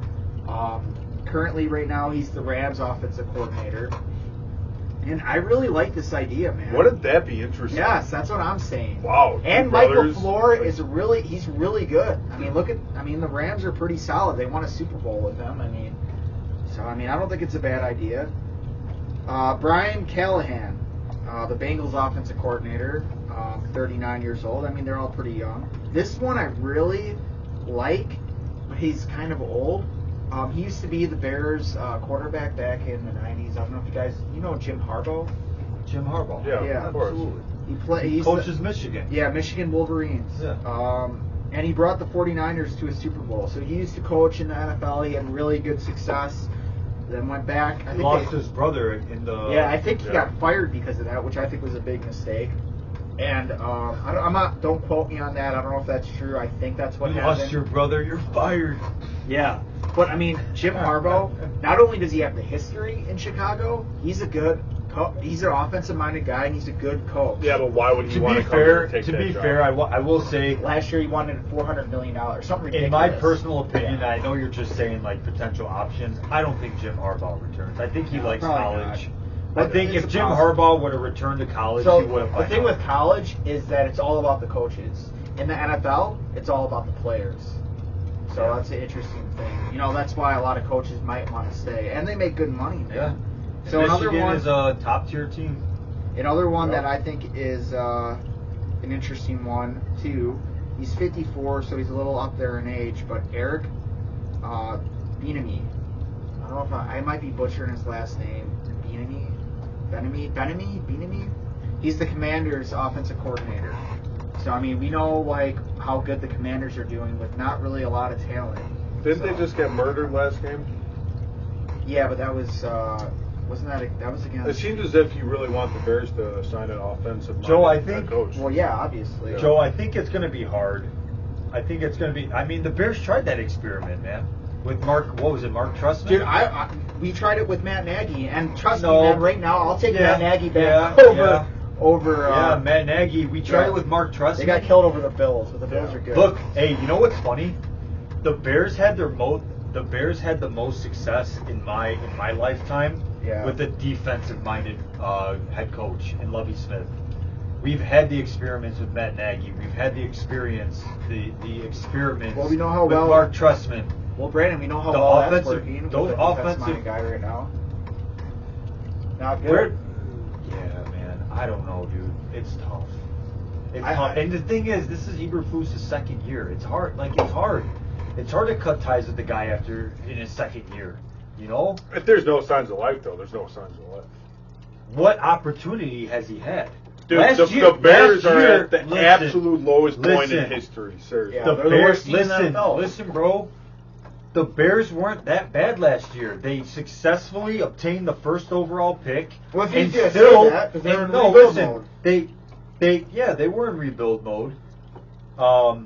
But what do you think's going to happen? Do you think a skill position like DJ Moore and one fucking O lineman, when the rest of them all get injured, is going to be the What about all the money we spent on defense, the linebackers? Yeah, we sent a lot of free agents, but half of them have gotten injured. Now you got Eddie Jackson injured. What about Yannick Ngakoue? Yeah. Hey, say it, Joe. Yannick Ngakoue. There it is.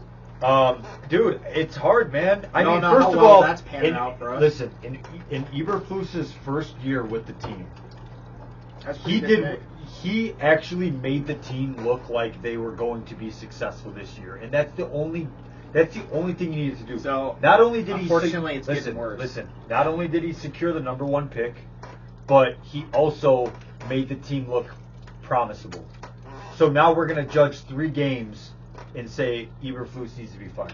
Yep, we're gonna judge 13 games in we lost the last 13 games. But everyone was happy to lose the last games though. Yeah, nobody wanted to win those games. Dude, Joe. we wanted that number 1 pick. We thought they were intentionally losing to get the number 1 overall draft pick. Now I'm not sure if they were actually intentionally losing. Well, and that's a fair point. The Bears were expected to be competitive this year. They were because of what they last look like the year. Worst team.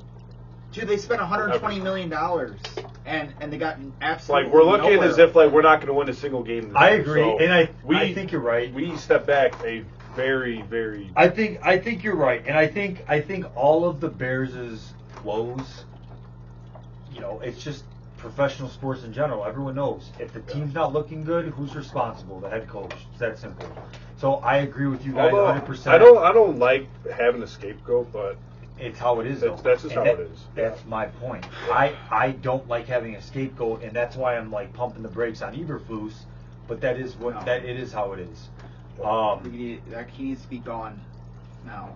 It's not working, obviously. Joe, let me ask you a question. Yeah. And I kind of asked this question about Fields earlier. Eberflus is gone. Yeah. We bring in your boy from the Commanders. What changes, bro? We have an offensive-minded guy that's coming in. I mean, look what the Commanders did last year with, actually we watched with that one guy, I forgot his name. Who was it, Heineke? Who was Yes, their quarterback? Yes, Heineke. It was Heineke? And look what they did with him. Yeah. And, we just need to do something else. Like if I was the Bears... Joe, let me ask you a question. Actually, Joe, let me ask you a question. We bring in Jim Harbaugh. Yeah. What fucking changes? nothing would change. We would actually take a step back if we brought in a new quarterback at the moment. But I said no, coach. I'm talking about a coach. Yeah, if we took a new coach into our system, we would take a step back for sure. Because obviously, I don't know if they need time. They need time to learn the players and stuff like that, different plays, playbook, because the playbook is going to change. If the head coach comes in, he's probably going to want to name his own defensive and offensive coordinators. What we're doing now is not. So that's just not going to happen in season. I don't think it has happened. I mean, Urban Meyer got fired in season, but that's because he had a he stuck his finger up. He had a scandal. He had a big scandal. Anyways, and he got caught cheating on his wife at a nightclub. I'm yes, sure. yeah. So just to recap, he got fired not because of what he did on not his production on the field. They lost miserably to a game. Then he went and partied and celebrated because it seemed like because. But he got caught cheating on his wife. Yes, that too. Yeah, but I don't think the NFL cares if they cheat on their wife. Yeah, if you're good, that's a bad look. They don't give a shit. Like if Bill Belichick, dude, that's a lot of bad publicity. Listen, dude. No, if you're bad, no. Yes, it is. No. If you're bad, dude, everyone hated Urban Meyer, bro. If you're bad, it is. If you're bad, it is. If you're bad, it is. Yeah. But Joe's 100% right. If you're fucking Bill Belichick in the Belichick Brady prime era, and there's news that surfaces that says Bill Belichick cheated on his wife, the NFL doesn't give a fuck. If you're bad, it might matter. Now, if you stick your finger in someone's ass, like who said that? What happened? Urban Meyer did he stick a finger in someone's ass? Supposedly. Well, now that's fucked. But cheating on your wife, I'm not condoning it. I'm just saying from a national football. But that makes you look bad, though. That makes you look bad. That's bad publicity. But that's not that's not like a bannable offense. So, it's not like domestic abuse. But look, that was their reason for firing him. Not only was Urban Meyers a terrible head coach, no one liked him. Not even the players or the fans liked him. Then he went out and did something stupid and got caught doing that. Of course they're going to fire him after I heard his wife was there. No one was for him. You know? He was bad. He was very successful in college. He was. And Trevor Lawrence had a new... That's college. There's actually a good Netflix, the Swamp something, it's called on Netflix. Yeah. It's pretty... I watched some of it. And that Tim Tebow, I didn't know that. And who was the other one? Barry. Cliff Barry. I can't think of the guy's name. He was the Cardinals coach. Cliff Kingsbury. Cliff Kingsbury, okay. Was the offensive coordinator at the time, and Urban Meyer was the head coach of the Florida Gators, and Tim Tebow was the quarterback. I never knew those three were all together. Yeah. Which is interesting. No. But anyways, to get past, who knows? I mean, dude, I think to answer your question, I think it would make a difference because those are offensive-minded guys, and I think they would help Fields. And dude, right now, but Joe, what about working. Trestman? What about Matt Nagy? They were offensive minded. They didn't make a fucking difference. Matt Nagy brought us to the people twice. People wanted Matt Nagy's head on a fucking pitchfork. I know, and he brought us to the playoffs twice, and he was rookie coach of the year. I agree. I agree. I would rather have Matt Nagy than Matt Eberflus. Any day, any time. Yes, 100%. Maybe we just need Maybe we just need a head coach that's not named Matt. Yeah, maybe. Maybe it's that simple. Dude. And a GM that's not named Ryan. All right, so let's get into Ryan Poles. The Bears. The Bears versus Broncos. We need to get rid of the Ryans and the Matts. Yeah, but I mean Ryan Poles, he did a decent job. There's a lot of he made a good trade. Yeah. And real quick, I know we're talking about football, but I like to kind of tie things back to the White Sox now and then. Like, that's the thing about Rick Hahn. I don't personally feel like Rick Hahn made too many mistakes. I think he made the right trades. If you asked any White Sox fan, if you asked any baseball savant, they would have told you, wow, the White Sox are doing some good things. Yeah. This guy even, the White Sox might be good. Oh, I approve of those trades.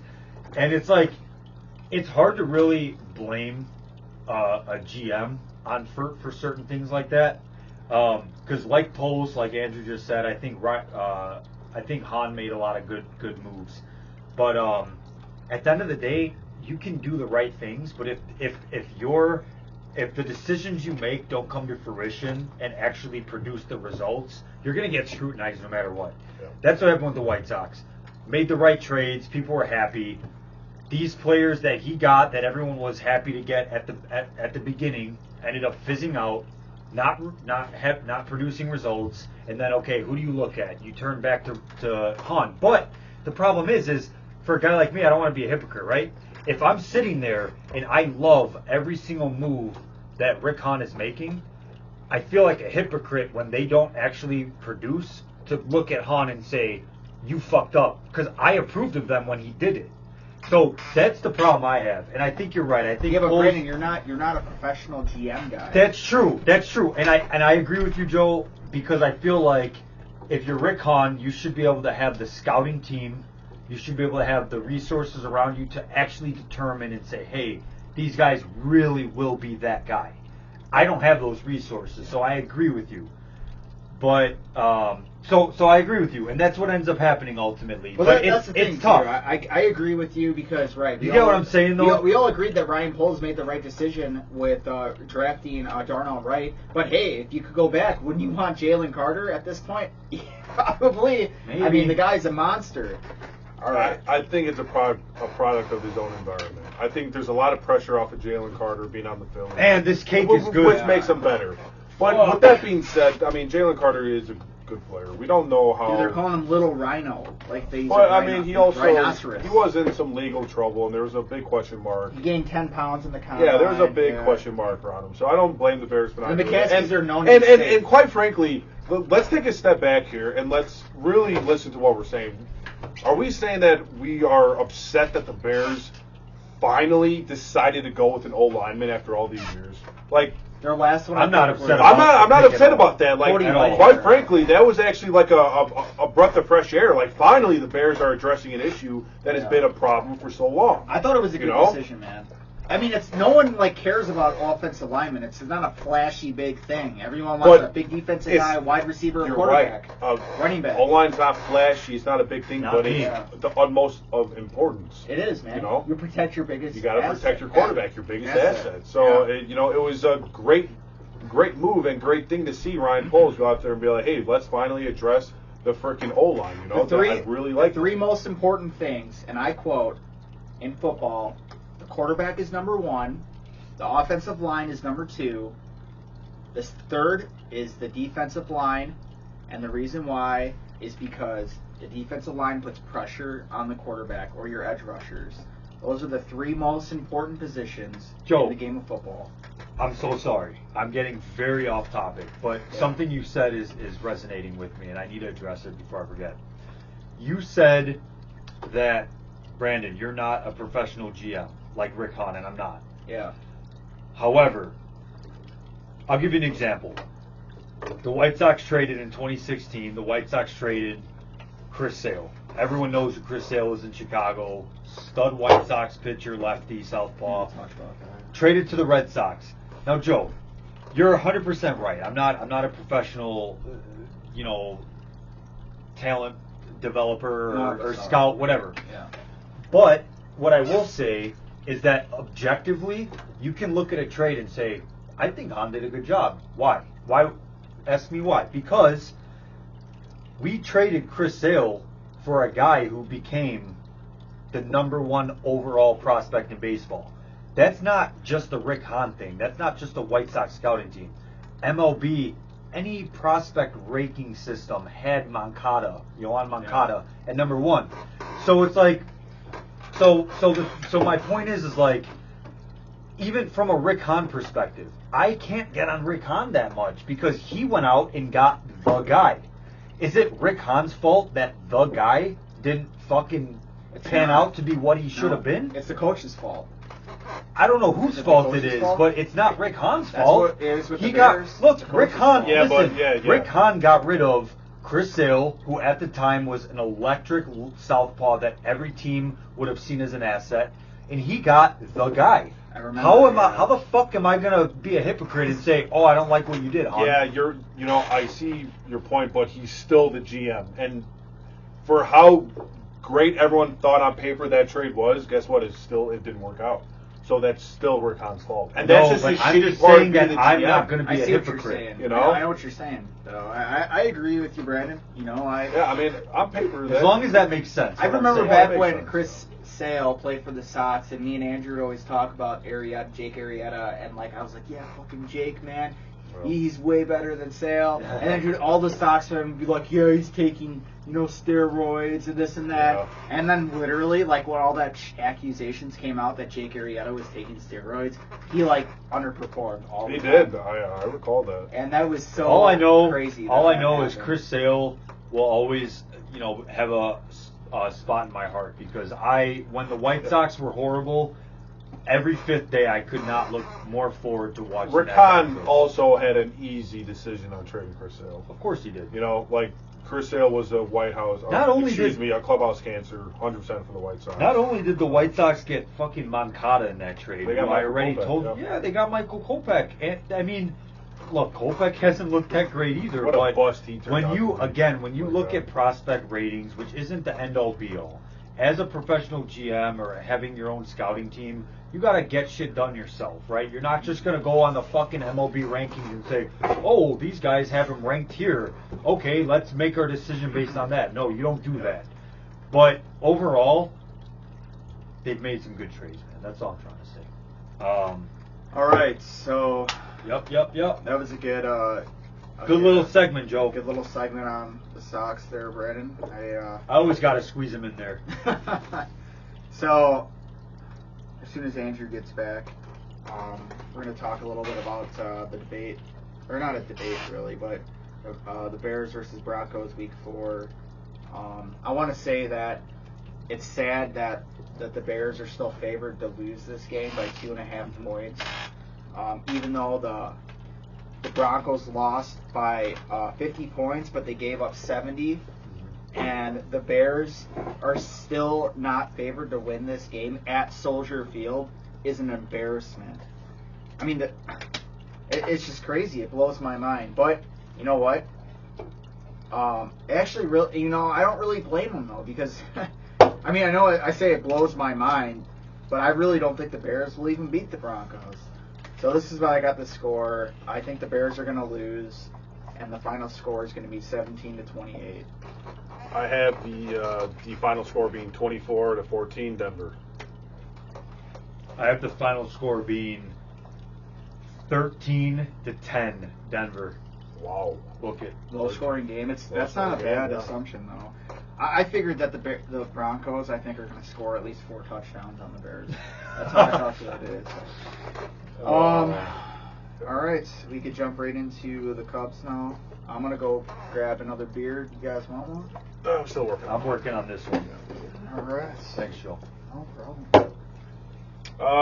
I don't have that much to talk about today over the Cubs. Just a few key points here. I want to talk about our remaining opponents. This is very big. So let's start off with Miami. Miami has the New York Mets and the Pittsburgh Pirates remaining on their schedule. That's a very favorable schedule. Both teams are not that good this year. The Cincinnati Reds, I don't think the Cincinnati Reds have a shot at the playoffs anymore. They're 2.5 games behind the Cubs and Arizona for the final wild card spot with only a few games remaining. So a lot would have to change in order for them to squeak in. But regardless, they still have a favorable schedule in Cleveland and St. Louis. So watch out for them. The Arizona Diamondbacks right now, they're versing the White Sox. Last time I checked, the White Sox were winning 4-1 in the early innings. But they have the White Sox and Houston Astros, and coming up within the next 6 games. So that's kind of favorable, kind of not. You got the Astros; they're a good team. Maybe not as good as last year as they were, but I think they're still the Astros. At least the Astros have an urgency to win. Exactly. The Astros are playing for something. Yep. So, and the Astros are a very good team in clutch moments. Everyone knows that. So, we'll see what happens with that. The Cubs have, unfortunately, pains me to say this, Atlanta and the Milwaukee Brewers in the next 6 games. The Cubs are winning right now 6-3, I believe, in the 7th inning. So that would be absolutely phenomenal if the Cubs could squeak out a game from them. You know. Andrew, can I ask you a question? Yes. Remember earlier in the pod when you threw your phone? Are we still winning? 6-5 in the 8th. Yeah. And Let me ask you a question. Did you throw your phone when Acuna hit the 2-run homer? No, I threw my phone after Justin Steele gave up 3 base hits. He wasn't going to secure the quality start, which I really freaking needed. And I also realized that 3 runs is not going to be enough to hold on. You know, our bullpen is just not good. We're still winning, I actually have a stat written down.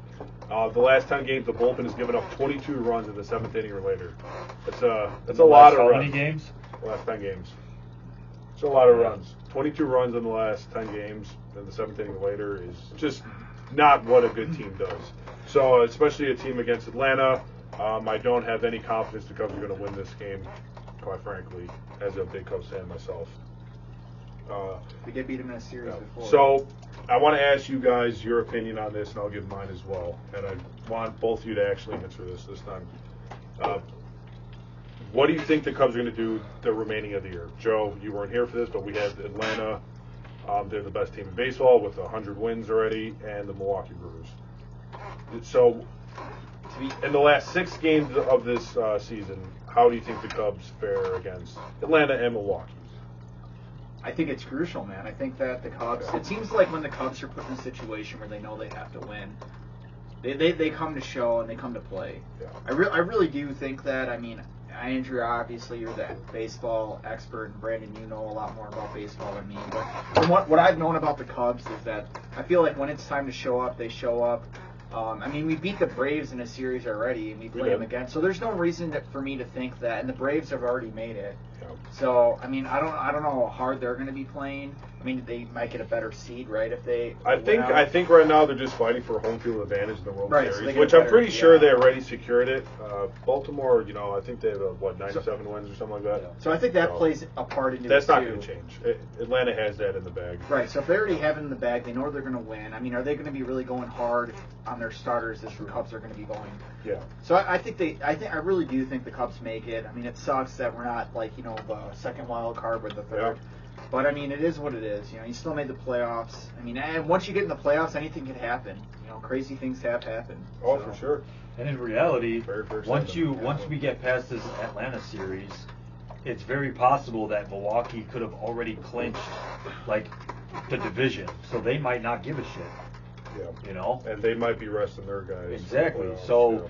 Yeah. Or you could have the opposite thing, and they could be playing upset and trying to, you know, knock their rival Cubs out of the playoffs. Why? It would be funny, and you know, I actually see that happening because, you know, the Brewers don't want the Cubs to make the playoffs. Obviously, we don't like each other, and that being said, there's also, just like resting your starters for the playoffs, there's also another theory where you just keep the ball rolling so they stay in that competitive mindset. So, you know, I've heard that. So we'll see what the Milwaukee Brewers do. It's hard to say. You know, at this point, Andrew, I don't want to give you a boring answer. You know, my name is fucking Bob, right? I got some big opinions, but... Big Orlovsky Brandon. Big Orlovsky Brandon. Right. So backstory, Joe thinks he looks like Dan Orlovsky. A little. I think he does.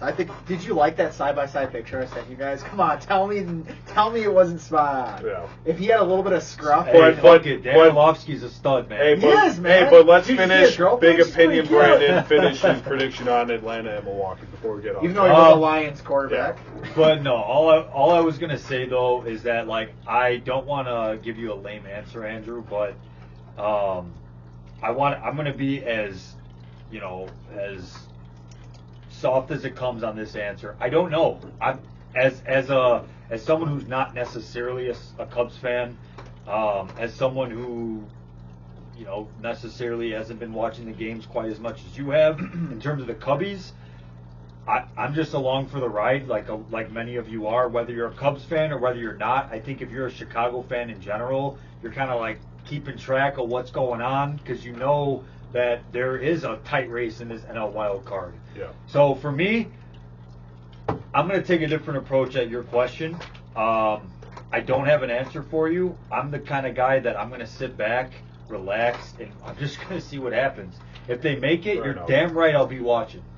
Fair enough. So I'm going to give my prediction. I already said the Cubs are going to blow the game today, which it looks like they're going to, because our bullpen is just not it. David Ross does not handle our bullpen correct. Oh, Jesus Christ.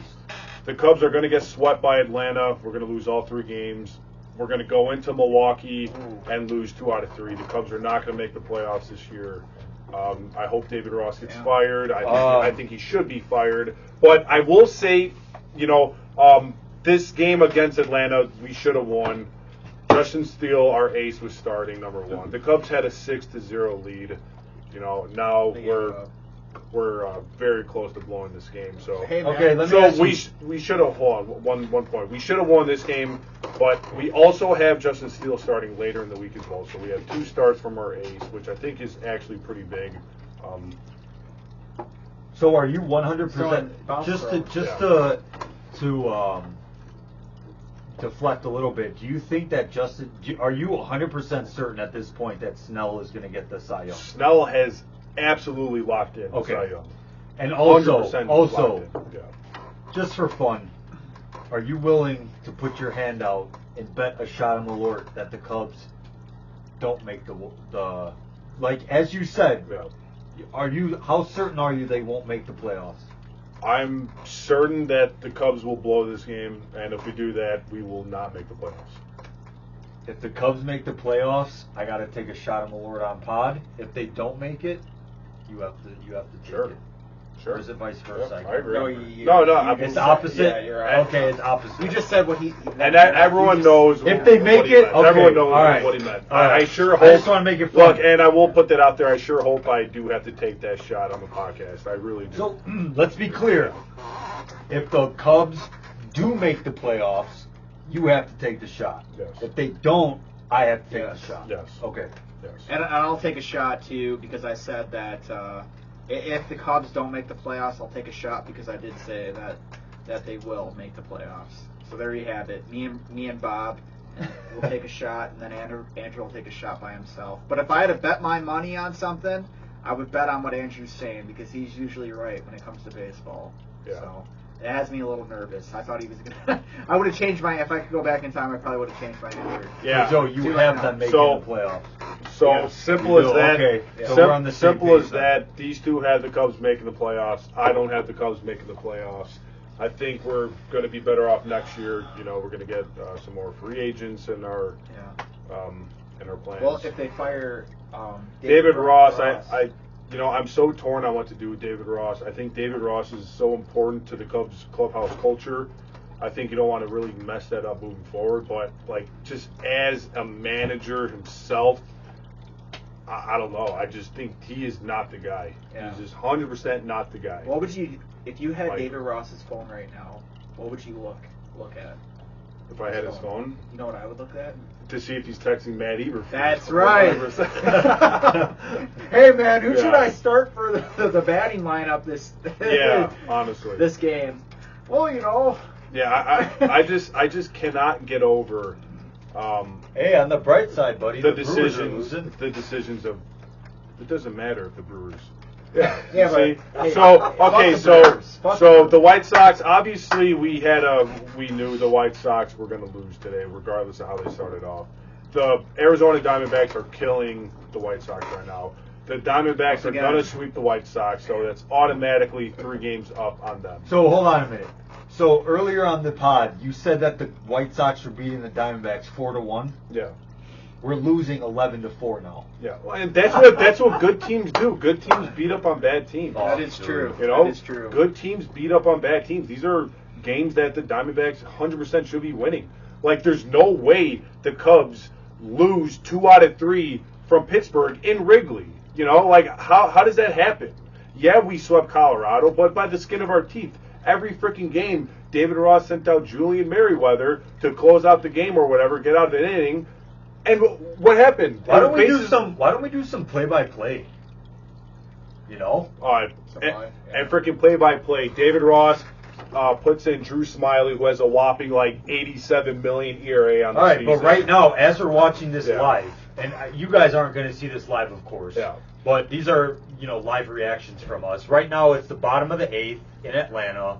Man on first and third with 1 out. Michael Harris up. Yeah, this doesn't look good. So the Cubs need Cubs are winning 6-5. They need a big double play here. 1 out, yeah. And Michael Harris is on my fantasy. So I guess good. if like something bad happens to the Cubs, there's always a positive This is huge. side. Michael Harris, I mean. So we'll go to the end of this inning. It's just so disappointing, really. Yeah, I agree. It's just so disappointing, Your beer review and yep. Michael Harris just struck out, 2 outs. Big strikeout. Cubs are I still also want to say one thing about the Cubs.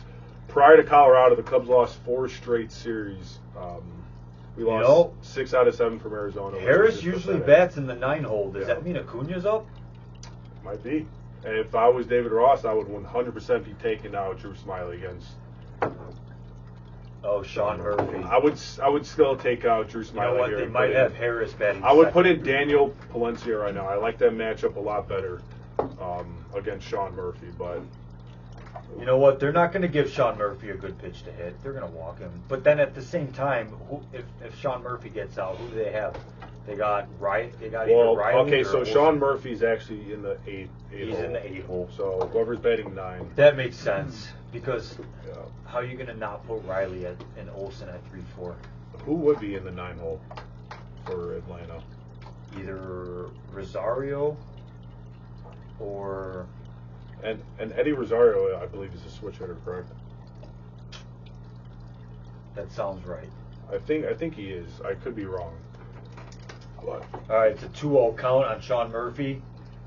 Big swing. 2-1 on a check pitch. swing. Again, Cubbies are leading 6-5. Bottom of the 8th. Man at second and third base with 2 outs. Sean Murphy's up with a 2-1 count. So, Brandon, one thing. You did say you had a lot of fun for us on this podcast today. Is that still happening? A lot of what? What are you talking about? You said you cannot wait for the podcast because you have something fun planned. Is that still happening? It was the cake, probably.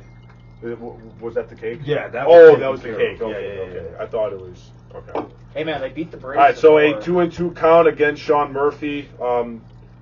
Drew Smiley still pitching. Big pitch here. 2-2 count. Are they going to take Smiley out after this inning, you think? I would 100% take him out, yeah. Okay. No, I mean, if he doesn't get this batter out, I'm taking him out. Oh, like this is a non-competitive 3-2 count. Ugly pitch in the dirt. Ugly pitch. It's just a pitch that should not have been thrown. Like, poorly executed. This is huge, man. A fucking like Sean Murphy. Knock. Sean Murphy is no one to beat around the bush because he's a good hitter. But compared to the other hitters in the Atlanta Braves lineup, you got to go after this guy. Sean Murphy's been hurting. There we go. Pop fly. It's out. Oh my God! Oh my God! Holy shit! Oh my God! How do you drop that? Wow! I really wish you guys just saw. Hey, Suzuki! What we saw. Suzuki dropped it. I mean, if I was David Ross, of course I'm. Okay. If I was David Ross, Suzuki would be 100% benched moving forward because that just probably costed the Cubs the entire season. Dude, he's his nose. I mean, I got it. No, I don't got it. Dude, I can't believe we just fucking captured that live. Holy shit! All right, so. All right, man. Let's get to the beer. Yeah, this game's over. Holy shit! Shut that off, Andrew. That's. We jinxed it. We jinxed the Cubs. Holy we wanted to do this shit. live reaction crap. I'm. Lots of words. All right, so. Oh my God. All right, I'll start it. Hey, shirtless on the pod or what? No, definitely not. Andrew might be good doing that. Oh my god. Yeah, that's tough, man. Hey, man, just like the Bears with the the Packers game, it's pretty similar. Oh, you took the shirt off. Yeah, I don't. Yeah, let's just take this down. Come on. And season's over, guys. All right. Season's over. Come on, don't forget, this is Chicago Brewed Sports, man. I'm actually unsubscribing from the Marquee Network as soon as this podcast is over. Hey, I'll just say, listen, for those, I mean, that is truly heartbreaking. For those who don't watch the Cubs daily and just kind of watch what just happened watch the highlights. Miss a top fly, man. Go back a day or two whenever this is posted and go watch that shit. Wow, I cannot believe it. That was insane. Yeah, he was licking his fingernails. Me and Joe, we were like, oh, it's a pop-up. Oh my god. Hey, that's why you always run. You never know what'll happen. Jesus Christ. Suzuki could totally see an invisible ball. ball. Okay. So that actually says one thing. It's very important to put the ball in play because that stuff happens. Yeah. You know, like this whole game of like striking out and hitting homers. I think we're getting away from that truly as in baseball. So you're saying they're having a harder time? Like so everything in baseball is surrounded by OPS, which is on base plus slugging percentage. So basically, if you walk and you hit homers, you're going to be of value. But I don't think that's the case really.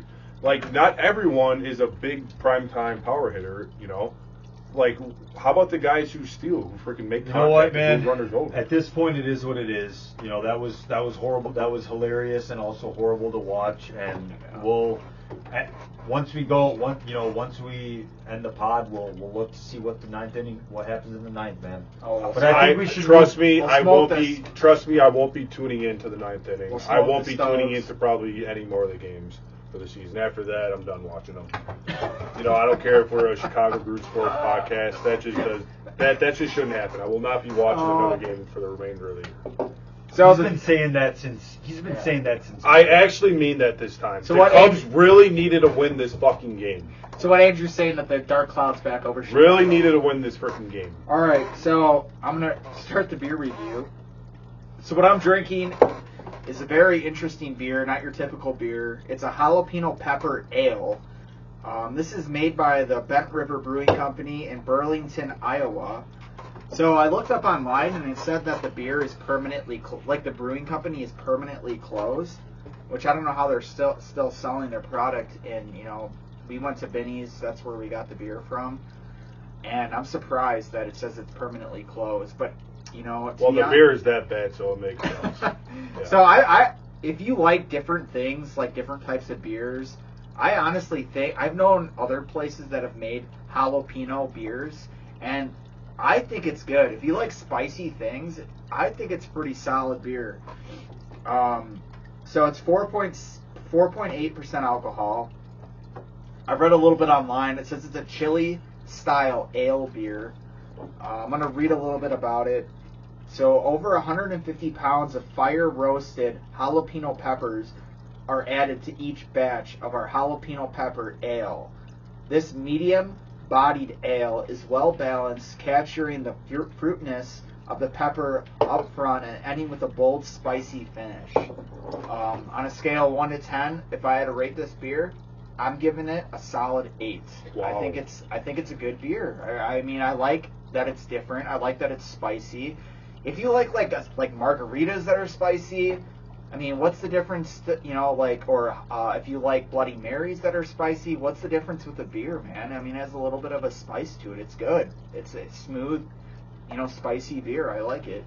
I'm gonna give my opinion on the beer. It's absolutely disgusting.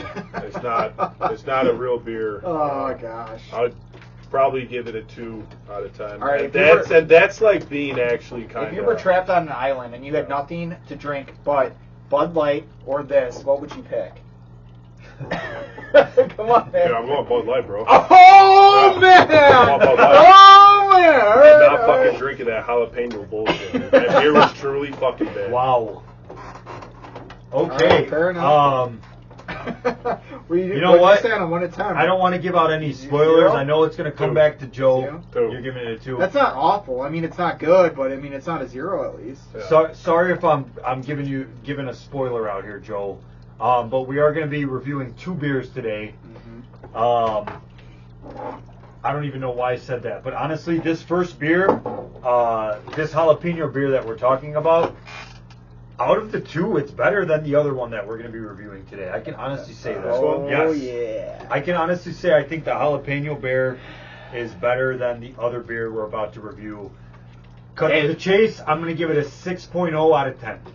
I think that... Dude, this tastes like a real beer, though. That tastes like you're eating a fucking jalapeno. No, I think, you know what? I think this went down. This Did went you say down that's pretty, a good beer? Listen. Can I get my review segment? Yeah, go ahead. Honestly, man, I'm just going based off of like how it went down, the experience of drinking the beer. It like as beer bones as it gets. And at first it was a little bit exotic when I had my first taste of it, but overall the beer went down pretty smooth. And by the end of it, I'm not, you know me, I'm not a guy, I like spicy things. Yeah. Overall, by the end of the beer, I decided 6.0. That's not bad. It's still it's not different. a good If you like rating. things That's still different. not a good rating. That's like a very average. I know, I'm not saying it's a great beer, that's the point. I mean, you're drinking an IPA. You said you hated IPAs. All right, Joe. Or Andrew. Let's introduce our second beer. Okay, our second beer. Do you want to go up there and show them kind of the fan art? Oh, yeah. Sure. I can actually show it for both. Or the, Yep. Yeah, no, it's go over there and show you know, them. some of these beers, like the fancier, more what do you call it, like craft beer, they have really cool art on them. So this is the first beer we just reviewed. That's the jalapeno pepper ale that you're looking at right now. Which, again, to remind you, is a 4.8%. Obviously, a little bit on the lighter side. You know, pretty mid. It's a good sipping beer. Yep. The one that we're about to review now is really cool art here. Yeah, this is an interesting art. You'll see the oranges And for a you said you like reason. unicorns. This is actually a 7.7% beer. A little bit stronger, not much of a sipping beer. Dude, it has cool art on there, man. I mean, the freaking line with the angel wing. Wait, you bought this because the unicorn? No, I actually bought it because of the, I like the description. Okay, I'll just get into it. It's a hazy pale ale with blood orange, mandarin, tangerine, and cryo citra hops. To me, it kind of tastes like a Blue Moon. What's the beer called? I know, but it's not it's called Humongous Friendship. Humongous Friendship. Yeah. By Seven Island X Piper Works. Oh, a blue moon is a wheat Pipe beer. Works, not Piper. So Pipe Works. So Pipeworksbrewing.com, excuse me. So a blue moon is a wheat beer, like an Allagash White, like a Hacker Shore. IPA is an Indian Pale Ale. So 2 completely different beers. And this is a 7.7% by volume, so it is a stronger beer, so you got to be careful about that. But overall, yeah, I think it tastes... Let's go this way. I drank it too. It wasn't terrible either. No, actually, I'm sorry. Finish. What was your... No, I was just saying. I mean, it kind of tastes like a Blue Moon to me, but kind of a stronger version of Blue Moon. Like an IPA Blue Moon. Yeah, I actually enjoyed it. I would definitely drink this again if someone bought it. Was it better than the? I'm going with the 7.5. Okay, I'll go next, Joe, and then you'll finish us off. Honestly, I thought it was awful. It's just not. It's not my cup of tea. It's an IPA, so hoppy. The funny thing is that I know Joe said it's completely different. I like Blue Moons. I like that orange tinge when I'm drinking a beer. Orange tinge. But this it's too much. The blood orange, the tangerine, the this that. It doesn't mix well with the strength of the alcohol content in there. It's at the end of the day, it's an IPA, so it still has that bitter like aftertone. I didn't enjoy it. It's not for me. I'll give it a. If it was the only beer, if you walk into a party, it's the only beer there, I would drink it. So I'm not going to give it like a 2. I'm not going to give it like a 2. I'd be the DD on the freaking night. But I'd give it, contrary to the other beer that I gave a 6, I'd give this one a 4. All right.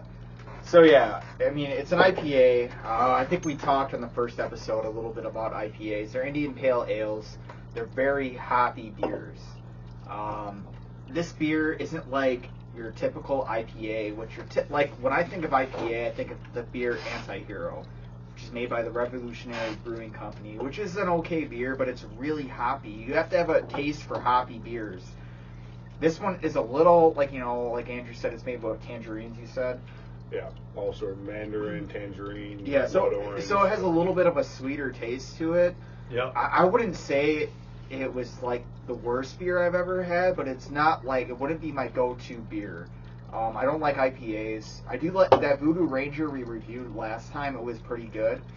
But like normal IPAs are usually high alcohol, very hoppy tasting beers. So if I had to rate this beer on a scale of 1 to 10, 10 being the worst beer I've ever, or 1 being the worst beer I ever had, 10 being the best beer I ever had, which I think I rated an Allagash White, I would rate this a 6 out of 10. So it wasn't horrible. I could drink it, but it wasn't the best. I would prefer the jalapeno beer because it's different, it's smoother, it's just an ale. It's easier to drink. Maybe not for everyone. If you don't like spicy things, it might not be your cup of tea. I definitely don't like spicy things. But yeah, overall, so right, Andrew never liked. Yeah. But that being said, I don't want to drink a really beer. not spicy. I don't want to drink it. It tastes like a jalapeno. It tastes like a jalapeno popper, which I guess is if you're into cool. that stuff, but it's like why would I want to drink a jalapeno popper, dude? Really, you have to be into like different things. Wouldn't you Spicy. rather taste like some like blood orange and some like No, nice I get what you're freaking sweet saying. It's fruit? not for everyone, man. It's an acquired taste. Same with IPAs. IPAs are an acquired taste. So I'm gonna put you guys on the spot. Wonderful beer review.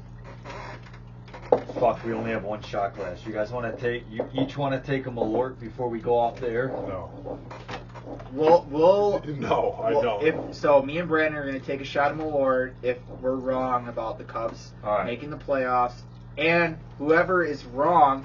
So let's say that there's a tie for whatever the score prediction is, which we'd have to in order for that to happen, we would have to have the same or similar score predictions for whatever week it is for the Bears and whoever team they verse. So if you tie, then it's the loser. If it's the tie, the loser has to take a shot. If the tie is the loser. I know I totally butchered what I was saying there, but if the tie is listen, loser, Joe, I get what you're saying. Take a shot. Okay. I get what you're saying, but basically what I'm hearing is you guys are pussies and you don't Dude, I didn't freaking lose the damn. All right, so we're gonna. All I right. didn't lose. Hey, tell Brandon that time where you guys went out to Buffalo Wild Wings and Brandon ate like the hottest wings, and like he was sweating, like he just got out of the shower, and like he finished his wings and he was like sweating like a dog, and he's like, and Brandon says to Andrew, "Man, that was good." And Andrew's like, "What the fuck?" He's like, "Dude, it just looks like you got done running a marathon. How is that enjoyable?" But no, that Yeah. Like, No, this guy just really likes spicy things. Other man. people who enjoy spicy foods will relate. Like eating spicy food, it's just the experience, dude. And I don't I don't fucking sweat like that, so I know you're bullshit. Bro, this guy literally finished his atomic wings and literally got out of the shower, dude. He was sweating that bad. And then he's like, "Wow, those are some good wings."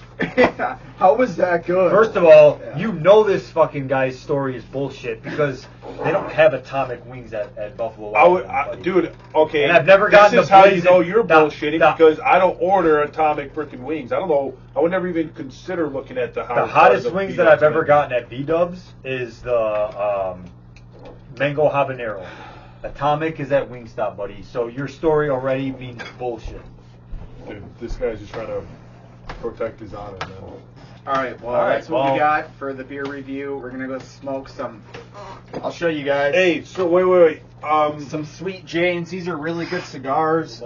They also make Fat Bottom Betty, which is another. Does that look good in there? No, it doesn't. Pull it back a little bit. Yeah. Hold it steady. Yes, slow down. Sweet Jane. Really good cigar. Like I said, they also make Fat Bottom Betties, which is the same company.